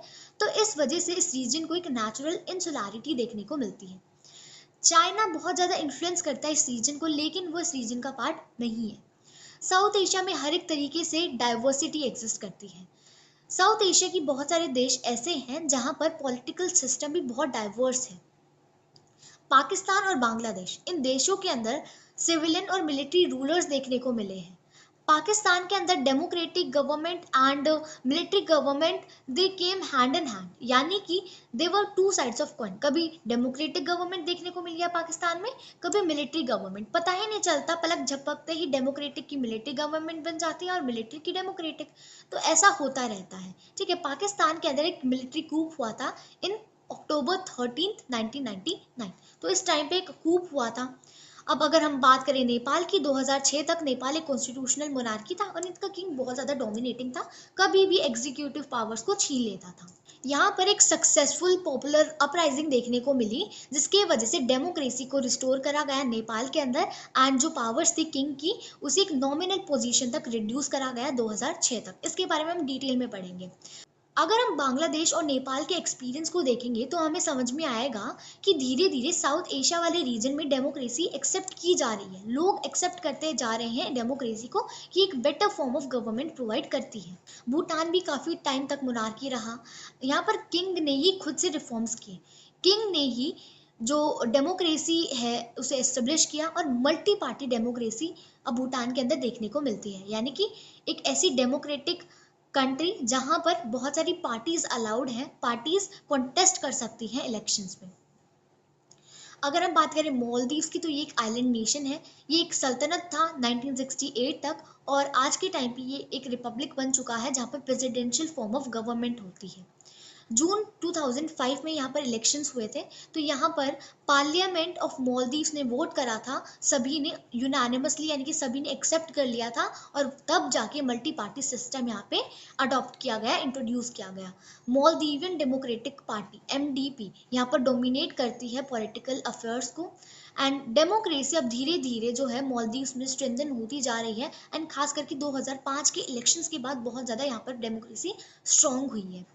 इन देशों के अंदर लोग ज़्यादातर डेमोक्रेसी की डिमांड करते हैं, ठीक है। तो लोगों के एटीट्यूड को देख के इन इंडिया, पाकिस्तान, बांग्लादेश, अफगानिस्तान, नेपाल, हम कह सकते हैं कि यहाँ पर डेमोक्रेसी को ज़्यादा सपोर्ट करते हैं लोग। पहले ऐसा माना जाता था कि डेमोक्रेसी सिर्फ रिच कंट्रीज के अंदर फ्लोरिश कर सकती है, लेकिन ऐसा नहीं है। डेमोक्रेसी कहीं पर भी एक्सेप्ट की जा सकती है, प्रॉस्पर कर सकती है। तो अब हम बात करते हैं पाकिस्तान की, कैसे वहाँ पर मिलिट्री रही है, डेमोक्रेसी कैसे आई है वहाँ पर, तो ये सारी चीज़ें देखेंगे। पाकिस्तान के अंदर जनरल अयूब खान, इन्होंने सबसे पहले कंट्री के एडमिनिस्ट्रेशन को संभाला। जनरल अयूब खान, इन्होंने जो है अपने आप को इलेक्ट कर लिया, लेकिन इनके खिलाफ बहुत जल्द एक डिससैटिस्फैक्शन देखने को मिली लोगों के बीच, तो इन्हें हटा दिया गया। एक मिलिट्री टेक ओवर हुआ अंडर जनरल याहिया खान। सो याहिया खान के दौरान ये इनका मिलिट्री रूल चल रहा था, तो पाकिस्तान ने बांग्लादेश क्राइसिस फेस करा, यानी कि बांग्लादेश में वॉर हुई थी हमारी इंडिया के साथ इनकी 1971 में, जिसके अंदर बांग्लादेश की फॉर्मेशन हुई थी। तो ईस्ट पाकिस्तान अब जो है एक इंडिपेंडेंट कंट्री बन चुका था, जिसका नाम था बांग्लादेश। तो अब पाकिस्तान के अंदर एक इलेक्टेड गवर्नमेंट आती है under the leadership of Zulfikar Ali Bhutto, जो कि पावर में रहते हैं फ्रॉम 1971 टू 1977। भुट्टो की गवर्नमेंट को हटा दिया जाता है बाय जनरल जिया उल हक इन 1977। जनरल जिया को भी एक प्रो डेमोक्रेसी मूवमेंट फेस करना पड़ा 1982 ऑनवर्ड्स। एक इलेक्टेड डेमोक्रेटिक गवर्नमेंट फिर से बनाई गई इन 1988 under the leadership of Benazir Bhutto. Pakistan की जो पॉलिटिक्स है ना, उसके अंदर PPP एक पार्टी है और एक है मुस्लिम लीग, पाकिस्तान पीपल्स पार्टी, और एक है मुस्लिम लीग। इन दोनों के बीच में पॉलिटिकल कंपटीशन चलता रहा है।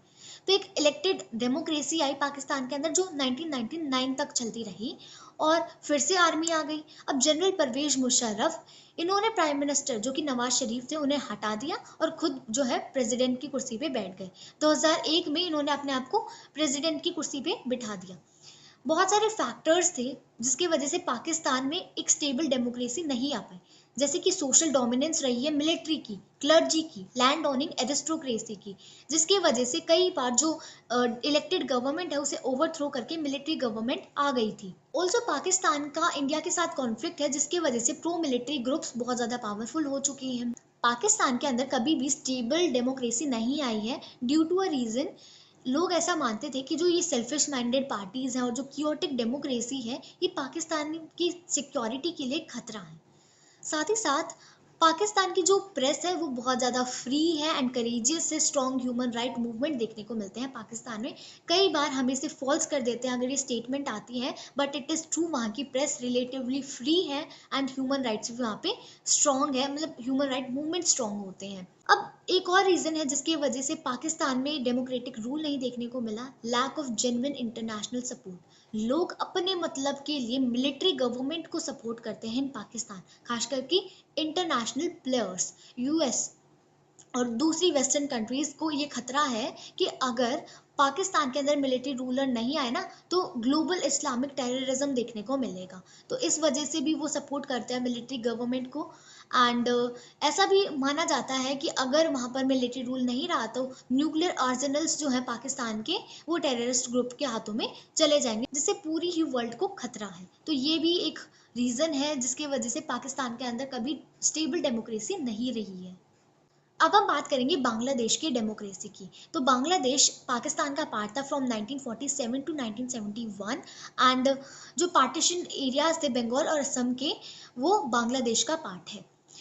बहुत सारे जो लोग थे इस रीजन में, वो ऐसा कहते थे कि भाई हमारे ऊपर जो वेस्ट पाकिस्तान है वो बहुत ज़्यादा डोमिनेट करता था। ये जो लोग रहते थे ना इस रीजन में, वो बोलते थे बंगाली, और उनके ऊपर ज़बरदस्ती उर्दू लैंग्वेज थोपी जा रही थी।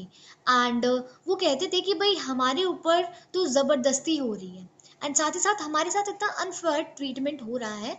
इस वजह से उन्होंने एक फेयर रिप्रेजेंटेशन की डिमांड करी कि भाई हमें एक फेयर शेयर मिलना चाहिए पॉलिटिकल पावर में। So there was a person, Sheikh Mujibur Rahman, who was the leader of Awami League. So he led a popular struggle against West Pakistan's domination.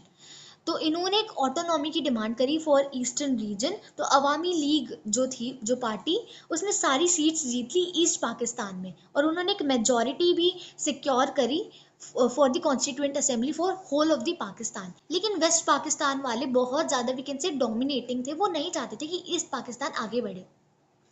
तो शेख मुजीबुर रहमान को अरेस्ट कर लिया गया और मिलिट्री को ऑर्डर दे दिया गया जनरल यहिया खान के द्वारा कि भाई लोगों के ऊपर ओपन फायर तुम कर सकते हो। उनके ऊपर मतलब बहुत ज़्यादा ऑपरेशन अब होने लग गया था। अब सप्रेस करने की कोशिश करी गई पाकिस्तान के द्वारा उन लोगों के मूवमेंट को। तो हज़ारों लोगों को मारा गया पाकिस्तान की आर्मी के द्वारा, और बहुत सारे लोग जो है माइग्रेट होके इंडिया के अंदर आ रहे थे। इंडिया ने जो बांग्लादेशी लोग थे, ईस्ट पाकिस्तान वाली लोग, उनको सपोर्ट करा कि हाँ भाई इनको तो एक ऑटोनॉमी मिलनी चाहिए। तो इंडिया के साथ वॉर होती है पाकिस्तान की दिसंबर 1971 में, जिसके अंदर जो पाकिस्तान वाले हैं वो हार जाते हैं।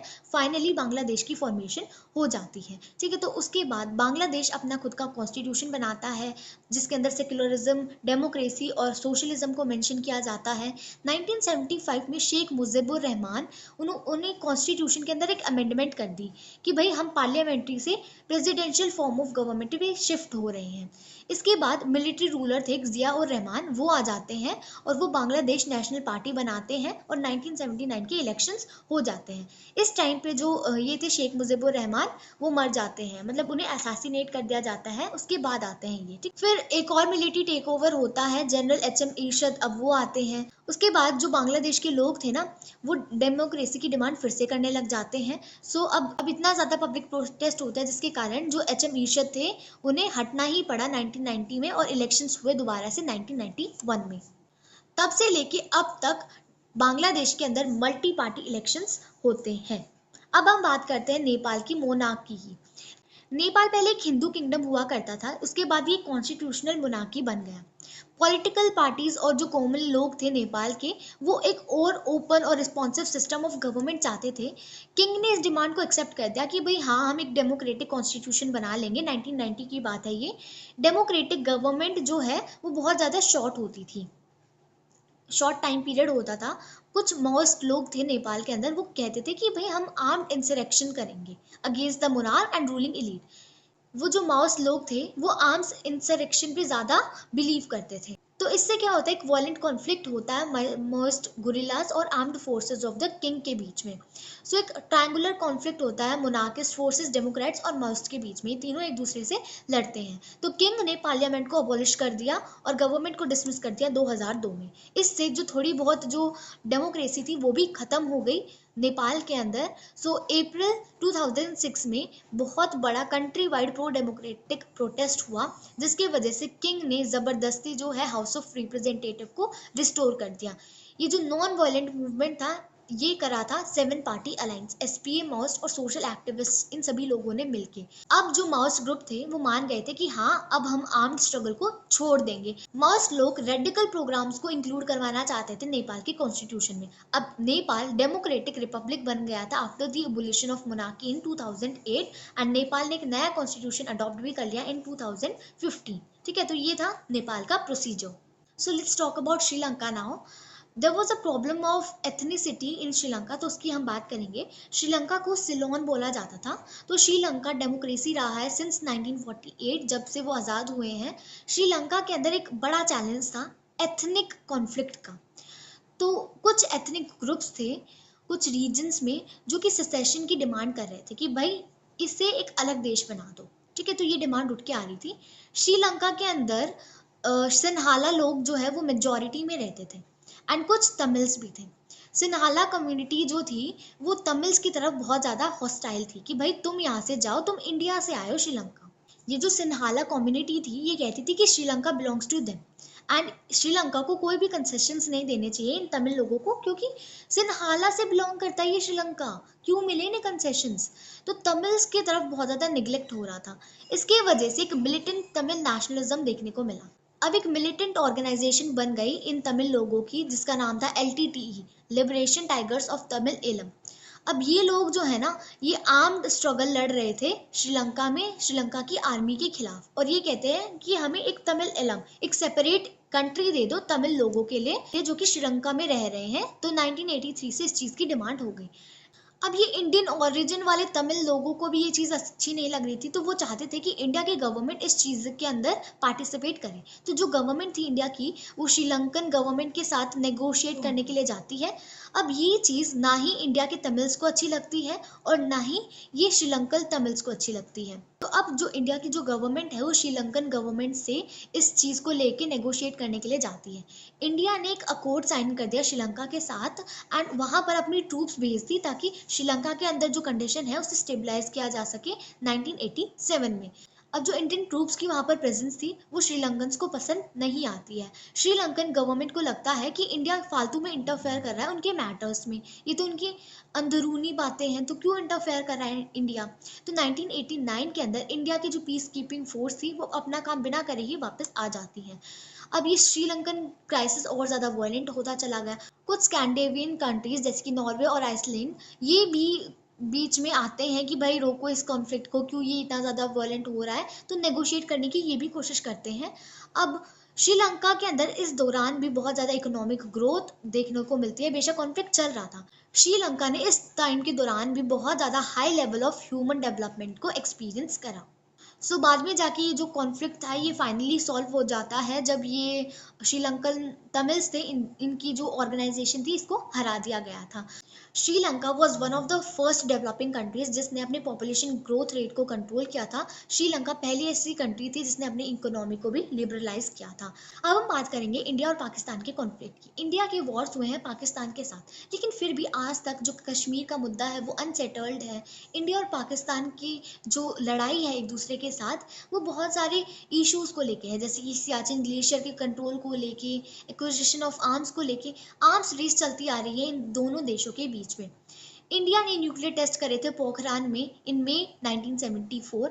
पाकिस्तान ने भी न्यूक्लियर टेस्ट करे थे इन जगाई हिल्स इन 1999। इंडिया की गवर्नमेंट है ना, पाकिस्तान की गवर्नमेंट को ब्लेम करती हुई आई है कि भाई इंडिया के अगेंस्ट जो है पाकिस्तान की गवर्नमेंट कुछ प्लान कर रही है, वो कश्मीरी मिलिटेंट्स को आर्म्स के साथ भेजती है, ट्रेन करती है, पैसा प्रोवाइड करती है और वहाँ पर वायलेंस करवाती है कश्मीर रीजन में।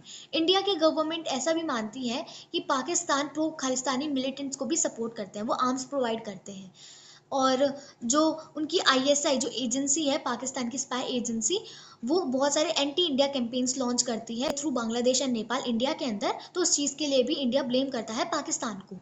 जो पाकिस्तान की गवर्नमेंट है वो काफ़ी रीजन्स के लिए इंडिया को ब्लेम करती है, खासकर कि जो सिंध और बलूचिस्तान के अंदर जो भी ट्रबल्स आती है उसके लिए वो हमें ब्लेम कर देते हैं सीधा। इंडिया और पाकिस्तान के बीच रिवर वाटर्स को लेके भी बहुत ज़्यादा प्रॉब्लम्स अराइज होती रही हैं।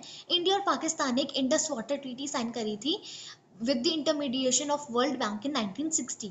ये जो दो देश हैं ये आज तक भी एग्रीमेंट में नहीं आए हैं on the issue of demarcation of the line of creek in run of Kutch. तो ये भी कुछ और इश्यूज हैं मेन इश्यूज के अलावा।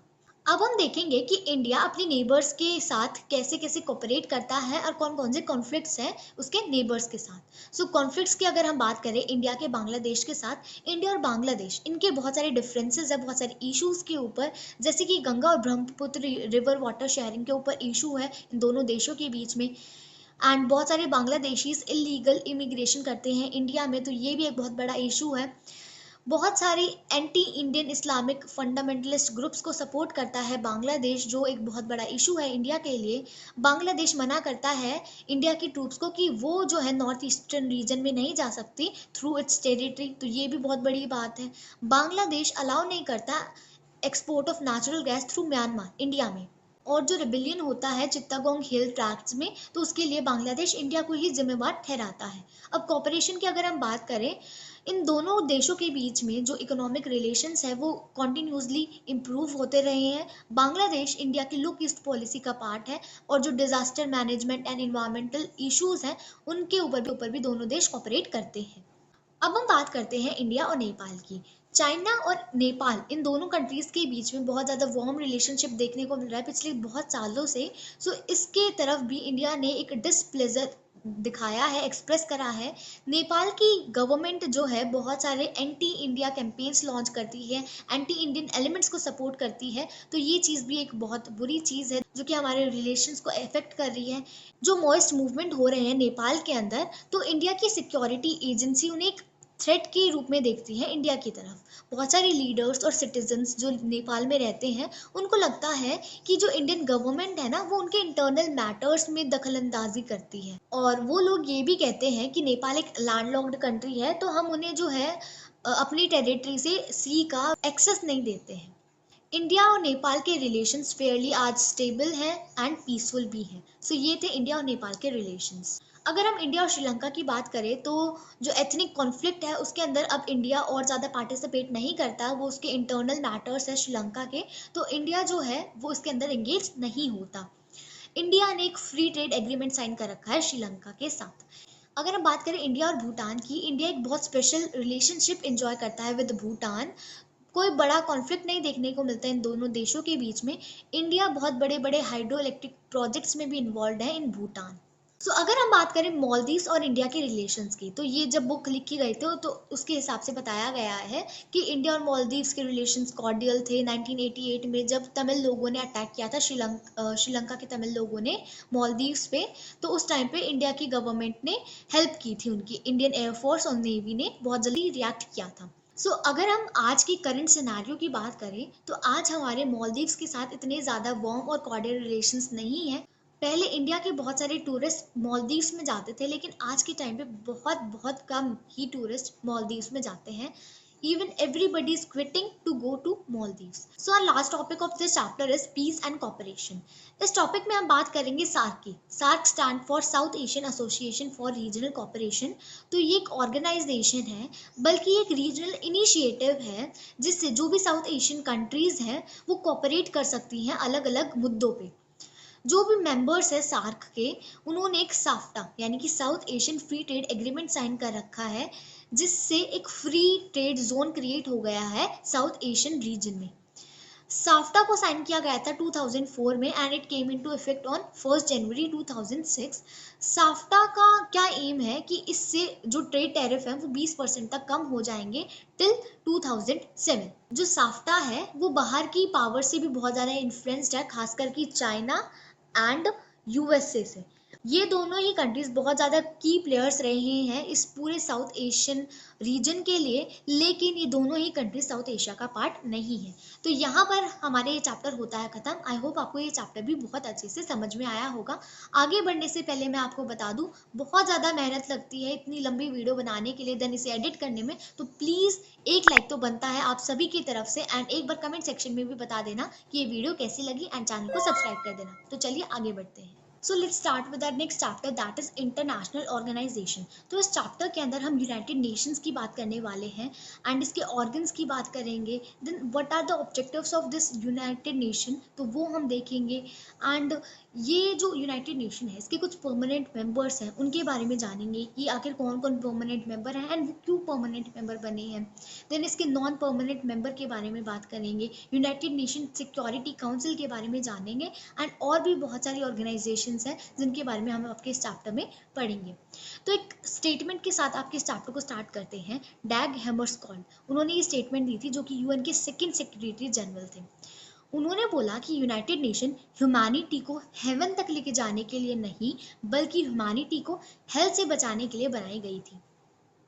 अब यूनाइटेड नेशन को फाउंड किया गया था 24 अक्टूबर 1945 में, एंड उस टाइम पे इसके अंदर 51 कंट्रीज थी जब इसे एस्टेब्लिश किया गया, एंड आज के टाइम पे इसके अंदर 193 मेंबर कंट्रीज हैं। आखिर इस स्टेटमेंट का मतलब क्या है? देखो, वर्ल्ड में इतनी सारी वॉर्स होती हैं, यूनाइटेड नेशन कंट्रीज से मिलके बना है, तो कंट्रीज चाहे तो इससे क्विट भी कर सकती हैं, एग्जिट भी ले सकती हैं, लेकिन ऐसा थोड़ी पॉसिबल है कि हर एक कंट्री वॉर करे और वो कंट्री यूनाइटेड नेशन की बात मान के वॉर को टाल दे। नहीं हो सकता। वर्ल्ड में इतनी सारी वॉर को रोक पाना पॉसिबल नहीं है यूनाइटेड नेशंस के लिए, लेकिन कुछ वॉर को यूनाइटेड नेशन ज़रूर रोक सकता है। ठीक है, तो वो स्टेटमेंट का मतलब था। अब यूनाइटेड नेशन ऑर्गेनाइजेशन, इस ऑर्गेनाइजेशन के क्या ऑब्जेक्टिव्स हैं वो हम समझते हैं। तो 5 प्रिंसिपल ऑब्जेक्टिव्स हैं इस ऑर्गेनाइजेशन के। सबसे पहला ऑब्जेक्टिव है through out the world peace maintain करना और सिक्योरिटी मेंटेन करना। इतने सारे इश्यूज होते हैं वर्ल्ड के अंदर, तो उन्हें कॉन्फ्लिक्ट में तब्दील होने से रोकना, शांति बनाए रखना, सिक्योरिटी मेंटेन करना। सो ये इसका सबसे बड़ा ऑब्जेक्टिव है।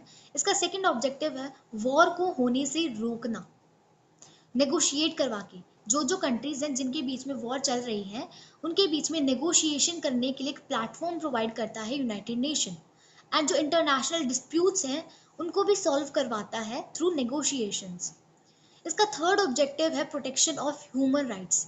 ये देखता है कि वर्ल्ड में कहाँ कहाँ ह्यूमन राइट्स को वॉयलेट किया जा रहा है और वॉयलेट हो रहे हैं तो उन्हें प्रोटेक्ट करना।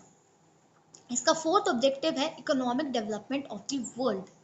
ये कुछ रूल्स एंड रेगुलेशन सेट करता है for economic development of the world. Then इसका फिफ्थ ऑब्जेक्टिव है promote international cooperation throughout the world, अलग अलग कंट्रीज में कोऑपरेशन फैसिलिटेट करना। तो ये इसके कुछ ऑब्जेक्टिव्स हैं। अब हम बात करते हैं of different organs of UN. So these are some of the organs of UN: security council, general assembly, trusteeship council, international court of justice, secretariat, एक सोशल एंड इकोनॉमिक काउंसिल। तो ये कुछ ऑर्गन्स हैं हमारे यूएन के। तो इनके अंदर कितने कितने मेंबर्स अलाउड हैं और इनके हेडक्वार्टर कहाँ हैं, तो वो हम देखेंगे। सिक्योरिटी काउंसिल के अंदर 5 परमानेंट और 10 नॉन परमानेंट मेंबर्स होते हैं, यानी कि 5 मेंबर ऐसे हैं जो हमेशा के लिए रहेंगे और 10 ऐसे मेंबर हैं जो चेंज होते रहेंगे। तो ये 15 मेंबर टोटल सिक्योरिटी काउंसिल के अंदर होते हैं, और मेंबर का मतलब यहाँ पर देश है, ठीक है। एंड इस सिक्योरिटी काउंसिल का हेडक्वार्टर है न्यूयॉर्क में। जनरल असेंबली, इसके अंदर 193 मेंबर है, मतलब जो भी कंट्रीज यूएन का पार्ट है वो जनरल असेंबली का भी पार्ट है, एंड इसका हेडक्वार्टर भी है न्यूयॉर्क में। ट्रस्टीशिप काउंसिल, इसे 1 नवंबर 1994 को सस्पेंड कर दिया गया था, खत्म कर दिया गया था, क्योंकि इसका ऑब्जेक्टिव फुलफिल हो गया था, एंड इसका हेडक्वार्टर है न्यूयॉर्क में। इंटरनेशनल कोर्ट ऑफ जस्टिस, इसके अंदर 15 जज होते हैं एंड इसका हेडक्वार्टर है हैग, इस जगह पे। सेक्रेटेरिएट, ठीक है, तो ये जो है ये भी हेडक्वार्टर होता है न्यूयॉर्क में। सोशल एंड इकोनॉमिक काउंसिल, इसके अंदर 54 मेंबर्स होते हैं and this is also headquartered in New York. तो मेजरली जो भी हमारे ऑर्गन्स हैं वो सारे न्यूयॉर्क के अंदर हेडक्वार्टर्ड है। इस वजह से यूएस डोमिनेटिंग भी है इन यूएन, एंड साथ ही साथ यूएस परमानेंट मेंबर भी है ऑफ यूएन। जो सबसे पावरफुल पार्ट है यूएन का वो है सिक्योरिटी काउंसिल। इसके अंदर 15 मेंबर्स हैं, जैसा कि मैंने बताया, 5 परमानेंट और 10 non permanent member. 5 permanent member हैं यूएसए, रशिया, चाइना, फ्रांस और ब्रिटेन, ठीक है। 5 मेंबर्स परमानेंट मेंबर्स हैं और बाकी के नॉन परमानेंट मेंबर्स हैं। जो परमानेंट मेंबर्स हैं उनके पास स्पेशल पावर है, दैट इज वीटो पावर, यानी कि कोई भी चीज़ जो है जो पास होने वाली है उसे वो अपने वीटो पावर की मदद से रोक सकते हैं। सेक्रेटरी जनरल होता है एक यूनाइटेड नेशन का, जो कि रिप्रेजेंटेटिव होता है यूएन का, ठीक है। तो ये वही पोजीशन है, ये वही ऑर्गन है। जो प्रेजेंट सेक्रेटरी जनरल है यूएन के वो है एंटोनियो गुटेरेस, जो कि पोर्टुगल से हैं। तो ये एक सेक्रेटरी जनरल्स की लिस्ट है, तो आप देख सकते हो फिलहाल एंटोनियो गुटेरेस हैं जो कि पोर्टुगल से हैं, जो 1 जनवरी 2017 को बने थे और आज तक यही हमारे यूएन के सेक्रेटरी जनरल हैं। तो ये लिस्ट है, आप देख सकते हैं। तो डैग हैमरस्कॉल्ड जिनकी स्टेटमेंट देखी थी वो स्वीडन से थे एंड वो सेकंड सेक्रेटरी जनरल थे ऑफ यूएन। तो ये लिस्ट आप पढ़ सकते हैं। तो अब हम बात करते हैं इंडिया की कि इंडिया का यूएन में क्या कंट्रीब्यूशन है। तो इंडिया हमेशा से एक कंसिस्टेंट नेशन रहा है, हमेशा से कंट्रीब्यूशन देता रहा है यूएन के अंदर। इंडिया हमेशा एक बैलेंस्ड ओपिनियन देता है on the matter of security, disarmament, South Korea crisis पे, Suez canal, Iraq invasion of Kuwait, हर एक चीज़ में एक बैलेंस्ड ओपिनियन रहा है इंडिया का। इंडिया ने हमेशा से एक इम्पॉर्टेंट रोल प्ले करा है in human rights protection, against colonialism, racism, इन सभी चीज़ों के अगेंस्ट इंडिया ने प्रमोट किया है और इंडिया पार्ट भी बना है एजुकेशनल, फाइनेंशियल और कल्चरल एक्टिविटीज़ का जो यूएन में होती आई। देखो, हम इंडियंस का और इंडिया का मानना है कि इंडिया जो है परमानेंट मेंबर बन सकता है यूएन सिक्योरिटी काउंसिल का। तो कौन से पॉइंट्स डिफाइन करते हैं कि हाँ भाई बन सकता है इंडिया। इंडिया एक बहुत बड़ी पॉपुलेशन वाला देश है। देखो, मैं आपको ये कुछ पॉइंट्स बताने से पहले बता दूं, कुछ पॉइंट्स तय करे गए हैं यूएन के द्वारा जिनके बेसिस पे एक परमानेंट मेंबर चूज किया जा सकता है कि भाई ये कुछ चीज़ें हैं जो एक परमानेंट मेंबर बनने के लिए फुलफिल करनी पड़ेंगी, और उन सभी चीज़ों को इंडिया फुलफिल करता आ रहा है। तो ये कुछ पॉइंट्स हैं जो इंडिया फुलफिल कर रहा है, जिसके हिसाब से इंडिया एक परमानेंट मेंबर बनने का हकदार है। सबसे पहला, इंडिया सबसे बड़ी पॉपुलेशन वाला देश है थ्रू आउट द वर्ल्ड आज के टाइम पे, तो इंडिया बन सकता है। सेकेंड, इंडिया एक स्टेबल डेमोक्रेसी है एंड इसके obligation towards human rights are always fulfilled. ठीक है, तो ये सेकंड पॉइंट है। इंडिया एक राइजिंग इकोनॉमी भी है। इंडिया एक कॉन्टिन्यूअस सपोर्ट देता आ रहा है यूएन के मॉनेटरी बजट में, तो ये एक पॉइंट है। इंडिया का role in peace, it is also a very crucial point for its permanent membership. तो ये कुछ पॉइंट्स है जो इंडिया सेटिस्फाई कर रहा है, जिसके हिसाब से इंडिया परमानेंट मेंबर बनने का हकदार है। तो अब हम देखेंगे कि क्या क्या मेजर्स यूएन ने लिए हैं which are relevant in a unipolar world, यानी कि एक ऐसे वर्ल्ड में जहाँ पर सिर्फ एक सुपर पावर होगी, तो ये चीज़ें यूएन ने करी हैं। यूएन ने एक पीस बिल्डिंग कमीशन सेटअप किया था, एस्टेब्लिश किया था। साथ ही साथ एक ह्यूमन राइट्स काउंसिल एस्टेब्लिश करी थी, जो मिलेनियम डेवलपमेंट गोल्स हैं इनको अचीव करने में इसने हामी दी थी। इसने एक डेमोक्रेटिक फंड क्रिएट करा था। साथ ही साथ यूएन टेररिज्म को हर तरीके से हर एक फॉर्म में एलिमिनेट करता है, और ट्रस्टीशिप काउंसिल को सस्पेंड कर दिया गया। तो ये सारी चीज़ें जो है यूएन बाय द टाइम लेता आ रहा है, करता आ रहा है। कुछ की एजेंसीज है यूएन की, तो वो हम देखते हैं। सबसे पहले आता है UNESCO, United Nation educational scientific and cultural organization. तो इसकी फुल फॉर्म याद करनी पड़ेगी। ये एस्टेब्लिश हुआ था 4 नवंबर 1946 में। इसका हेडक्वार्टर है पेरिस में, जो कि फ्रांस में है। यूनेस्को एक स्पेशल बॉडी है यूनाइटेड नेशन की, जिसका मेन ऑब्जेक्टिव है एजुकेशन को प्रमोट करना, natural science, society, anthropology, culture और कम्युनिकेशन, इन सभी चीज़ों को प्रमोट करना। UNESCO literacy, technical education, training, इन सभी चीज़ों को, इंडिपेंडेंट मीडिया, इन सभी चीज़ों को across the all member nations, यानी कि अक्रॉस दी वर्ल्ड प्रमोट करता है। नेक्स्ट इंपॉर्टेंट ऑर्गेनाइजेशन है यूनिसेफ, जिसकी फुल फॉर्म है United nation international children emergency fund. ये एस्टेब्लिश हुआ था 1946 में। इसका मेन टास्क है इमरजेंसी फंड्स कलेक्ट करना for children and to help in the development work all across the world. UNICEF उन चीज़ों को बढ़ावा देता है जो बच्चों की हेल्थ, बच्चों की बेटर लाइफ पे फोकस करती है। इसका हेडक्वार्टर है न्यूयॉर्क में, यूएस में है। जो कि यूनिसेफ आज भी 193 कंट्रीज जो कि मेंबर्स हैं यूएन का, उन सभी में सक्सेसफुली ऑपरेट कर रहा है। ILO, इसकी फुल फॉर्म है इंटरनेशनल लेबर ऑर्गेनाइजेशन। इसे फाउंड किया गया था अक्टूबर 1919 में। इसका हेडक्वार्टर है जिनेवा, जो कि स्विट्जरलैंड में है। ये एफिशिएंट कंडीशन प्रोवाइड करता है of social justice and work for workers through international labour standards at the global level, यानी कि ये वर्कर्स के काम को प्रमोट करता है, उन्हें लेबर लॉस प्रोवाइड करता है। ये एक इंसेंटिव है विमेन के लिए, मेल वर्कर्स के लिए, ताकि वो प्रोडक्टिव वर्क में एंगेज हो सके और साथ ही साथ safety, parity, self respectful condition पा सके अपनी वर्क प्लेस में। WHO, जिसे हम वर्ल्ड हेल्थ ऑर्गेनाइजेशन भी कहते हैं, इसका बहुत बड़ा रोल है हमारे कोविड पेंडेमिक के टाइम पे भी। इसे फाउंड किया गया था 7 अप्रैल 1948 में। इसका हेडक्वार्टर भी जिनेवा, स्विट्जरलैंड में है। एंड इसके क्या काम है? हेल्थ से रिलेटेड इसका काम है। ये कम्युनिकेबल डिसीज़ को प्रिवेंट करता है, ये हेल्थ फैसिलिटीज़ डेवलप करता है, ये एपिडेमिक्स को चेक करता है, ये पब्लिक हेल्थ रिस्क को मॉनिटर करता रहता है। तो ये इसके कुछ काम है, एडवाइजरीज ये जारी करता रहता है। अब हम बात करते हैं सिक्योरिटी काउंसिल की। क्यों भाई सिक्योरिटी काउंसिल को एक्सपैंड करने की ज़रूरत है? सिक्योरिटी काउंसिल एक बहुत इंपॉर्टेंट ऑर्गन है यूनाइटेड नेशन का एज पर यूएन चार्टर। इसकी सबसे इम्पॉर्टेंट रिस्पॉन्सिबिलिटी क्या है? पीस और सिक्योरिटी मेंटेन करना। तो इसके अंदर सिर्फ 5 परमानेंट मेंबर हैं और 10 नॉन परमानेंट मेंबर है इस सिक्योरिटी काउंसिल के अंदर। 5 परमानेंट मेंबर के पास वीटो पावर है, जिससे वो किसी भी डिसीजन को नो में तब्दील कर सकते हैं। इंडिया जो है वो यूएनएससी का नॉन परमानेंट मेंबर बना है 8th टाइम जनवरी 2021 में। ठीक है, मतलब बनते रहते हैं time by time, non permanent member change होते रहते हैं, लेकिन परमानेंट मेंबर क्यों फिक्स्ड है भाई? सिक्योरिटी काउंसिल एक बहुत इंपॉर्टेंट ऑर्गन है, तो इसको एक्सपैंड करने की बहुत ज़्यादा ज़रूरत है। क्यों सिर्फ 5 ही कंट्रीज़ को ऐसी अपॉर्चुनिटी दी जाती है कि वो परमानेंट मेंबर बन सकते हैं और किसी भी डिसीजन को वो जो है नेगेटिव कर सकते हैं using their veto power? Why this is going to happen? And सिर्फ 10 ही नॉन परमानेंट मेंबर हैं, तो there is a need for expansion, क्योंकि आज के टाइम पे ये जो सिक्योरिटी काउंसिल है ये वर्ल्ड की पॉलिटिक्स को नहीं दिखाती है, वर्ल्ड अफेयर्स को प्रॉपरली नहीं दिखा पा रही है। ये जो सिक्योरिटी काउंसिल थी, सिर्फ इसे एक ही बार रिस्ट्रक्चर किया गया था 1965 में। नॉन परमानेंट मेंबर्स को 6 से 10 तक इंक्रीज किया गया था।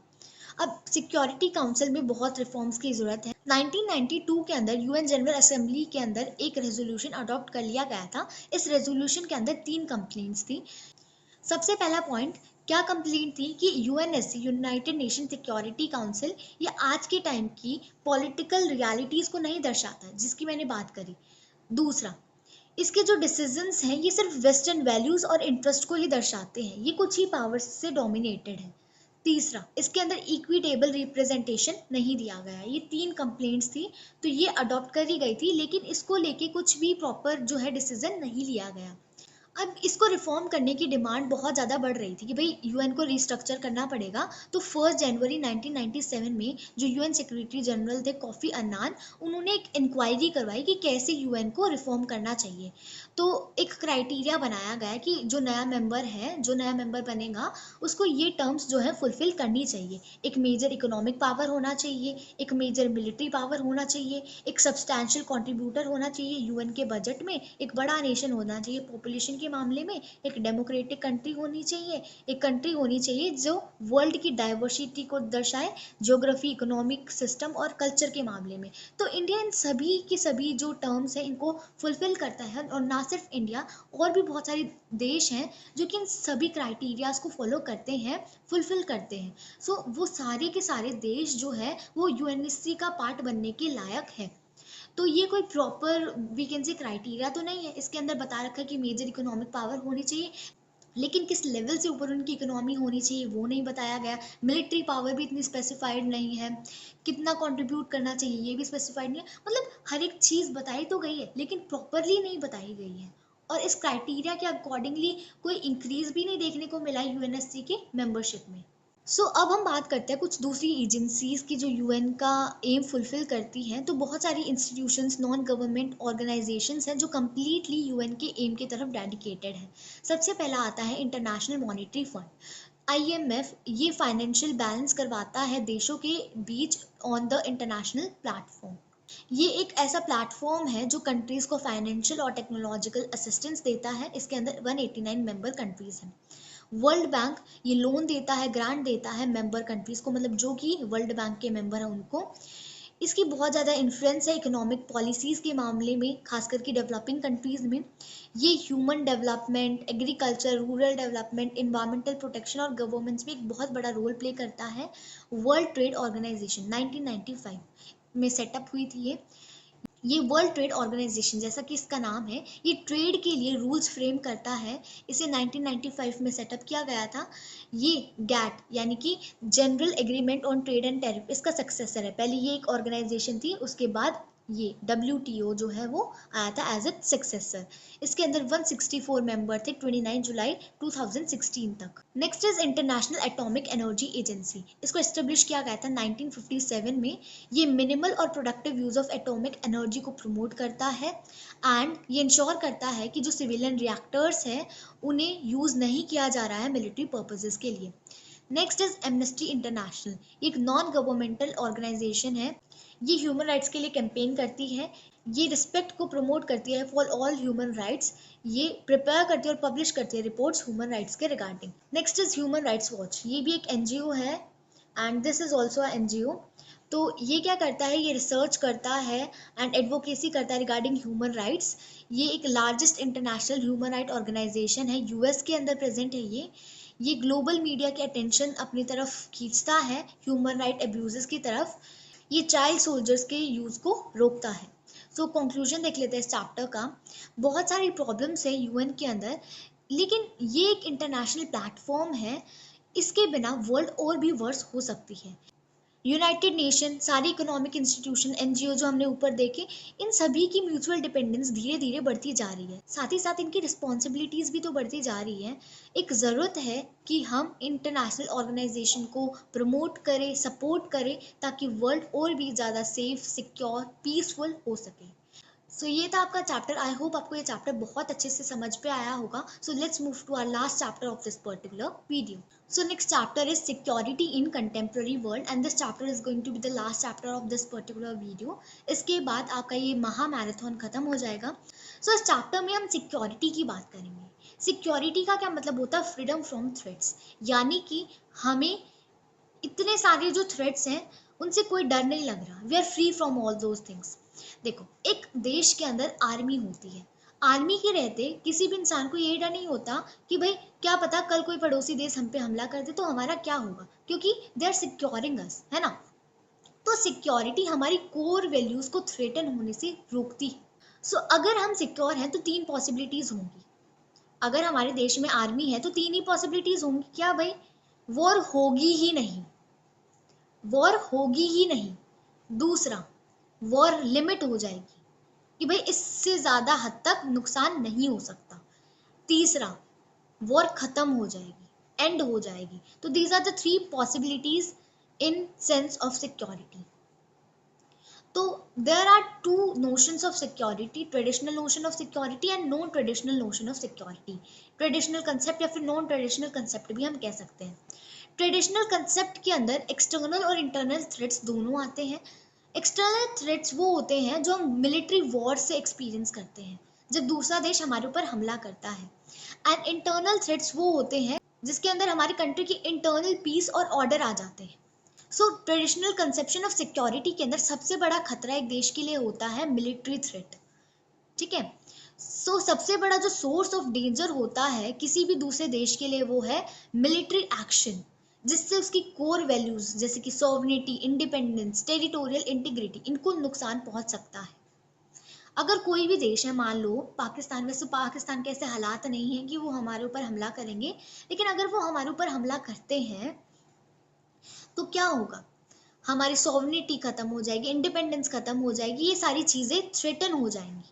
ठीक है. तो ट्रेडिशनल नोशंस हमारे कोर वैल्यूज को थ्रेटन करते हैं. नॉन ट्रेडिशनल सिक्योरिटी ये ह्यूमन और ग्लोबल सिक्योरिटी के ऊपर फोकस करती है. ह्यूमन सिक्योरिटी एक नैरो सेंस है. ये इंडिविजुअल्स को इंटरनल वायलेंस से बचाते हैं. ब्रॉडली ये हंगर, डिजीजेस, नेचुरल डिजास्टर्स, ये चीजें भी ह्यूमन सिक्योरिटी में ही आती है. ग्लोबल सिक्योरिटी का क्या मतलब है कि कोई ग्लोबल वार्मिंग नहीं हो रही, इंटरनेशनल टेररिज्म नहीं है, हेल्थ एपिडेमिक्स नहीं है, यानी कि जो पूरी ग्लोब को, पूरे वर्ल्ड को इम्पैक्ट करे, दैट इज ग्लोबल सिक्योरिटी. जैसे कि AIDS, bird flu, so on, कोविड-19, ये सारी चीजें पूरे वर्ल्ड को इम्पैक्ट कर रही थी. So these are the concepts of global security. Fourth component होता है ट्रेडिशनल सिक्योरिटी का अलायंस बिल्डिंग. अलायंस क्या होता है? जब बहुत सारे देश मिलके एक ग्रुप बना देते हैं और वो कोऑर्डिनेट करते हैं कि भाई कोई भी दूसरा देश हमारे ऊपर अटैक ना कर सके, ये हमारा ग्रुप है, ग्रुप के कारण कोई अटैक नहीं कर पाएगा. ज्यादातर अलायंस जो है वो रिटन ट्रीटीज के फॉर्म में बनाए जाते हैं. एक ट्रीटी साइन हो जाती है कि भाई ये हमारा अलायंस बन गया. ठीक है. तो हम आराम से ये पता लगा सकते हैं कि भाई हमें किससे खतरा है. हमें पता है ना हमारे देश को किससे खतरा है? Pakistan, China, these are the major threats for India.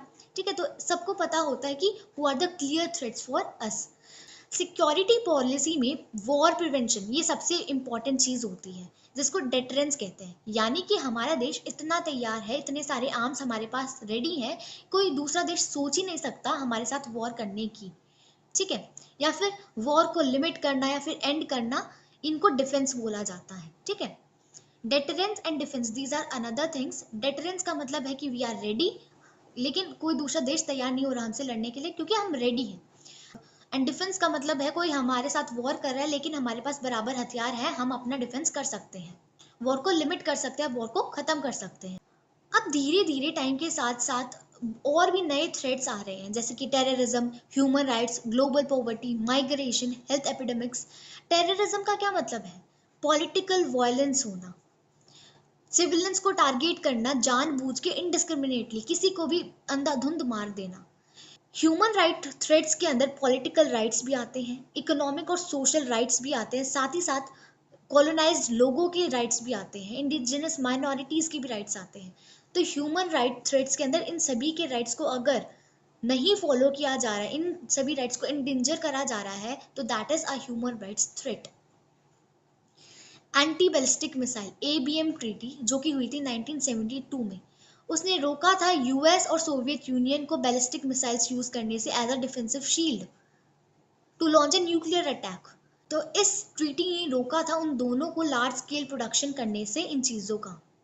साथ ही साथ NPT nuclear non proliferation treaty जो कि 1968 में हुई थी। सो ये एक आर्म्स कंट्रोल ट्रीटी थी जिसके अंदर क्या बोला गया था कि भाई न्यूक्लियर वेपन्स नहीं बना सकती, जिन कंट्रीज ने बना लिए हैं, मैन्युफैक्चर कर लिए हैं 1967 से पहले वो तो ठीक है, उसके बाद कोई और नहीं बना सकता। तो ये जो एक्वायर करने का राइट है वो उन्हें गिव अप करना पड़ेगा। तो भाई ये तो एक बहुत ज्यादा डिस्क्रिमिनेटरी ट्रीटी थी। कॉन्फिडेंस बिल्डिंग, अब ये क्या होता है भाई, ये एक प्रोसेस होता है जिसके अंदर जो देश होते हैं वो अपने आइडियाज, अपनी इंफॉर्मेशन दूसरे जो राइवल्स हैं उनको बता देते हैं ताकि वॉर का खतरा ये टल जाए। फॉर एग्जाम्पल हमने अपने कुछ टैंक्स, मिसाइल वगैरह कुछ एरिया में प्लॉट करे, तो हमने दूसरे देश को, अपने राइवल देश को बता दिया कि भाई हमने कुछ इस रीजन की वजह से ये प्लॉट करे हैं, ताकि वो मिसअंडरस्टैंड करके हमारे ऊपर हमला ना करे। ठीक है, तो एक दूसरे को बताते हैं कि भाई उनके मिलिट्री इंटेंशन क्या है, ताकि कोई मिसअंडरस्टैंडिंग वगैरह ना हो और वॉर के चांस डिक्रीज हो जाए। तो इसको बोलते हैं कॉन्फिडेंस बिल्डिंग, कि अपने राइवल को बता देना ताकि कोई मिसअंडरस्टैंडिंग की वजह से वॉर वगैरह ना हो जाए। ह्यूमन सिक्योरिटी, ये कंसेप्ट लोगों की प्रोटेक्शन पे ज्यादा फोकस करता है rather than the protection of countries. Human securities and जो कंट्री की जो सिक्योरिटी है ये सेम चीज है।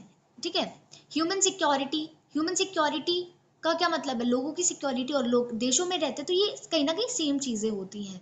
ग्लोबल सिक्योरिटी का आइडिया 1990s के दौरान आया था जब बहुत सारे ग्लोबल थ्रेट्स देखने को मिले थे, जैसे कि global warming, international terrorism, health epidemics जैसे कि एड्स, बर्ड फ्लू। तो पता चला कि भाई ग्लोबली भी बहुत सारे थ्रेट्स हो सकते हैं, तो ये ग्लोबल सिक्योरिटी का कॉन्सेप्ट जब आया। ग्लोबल पॉवर्टी, इसका क्या मतलब है कि बहुत सारे लोग हैं जो कि लो पर कैपिटा इनकम अर्न कर रहे हैं, इकोनॉमिक ग्रोथ नहीं हो रही है, हाई पॉपुलेशन माइग्रेशन। तो इससे क्या होता है, इंटरनेशनल पॉलिटिकल फ्रिक्शन पैदा होता है कंट्रीज के ऊपर जिनके अलग अलग रूल्स होते हैं माइग्रेंट्स और रिफ्यूजीज के लिए।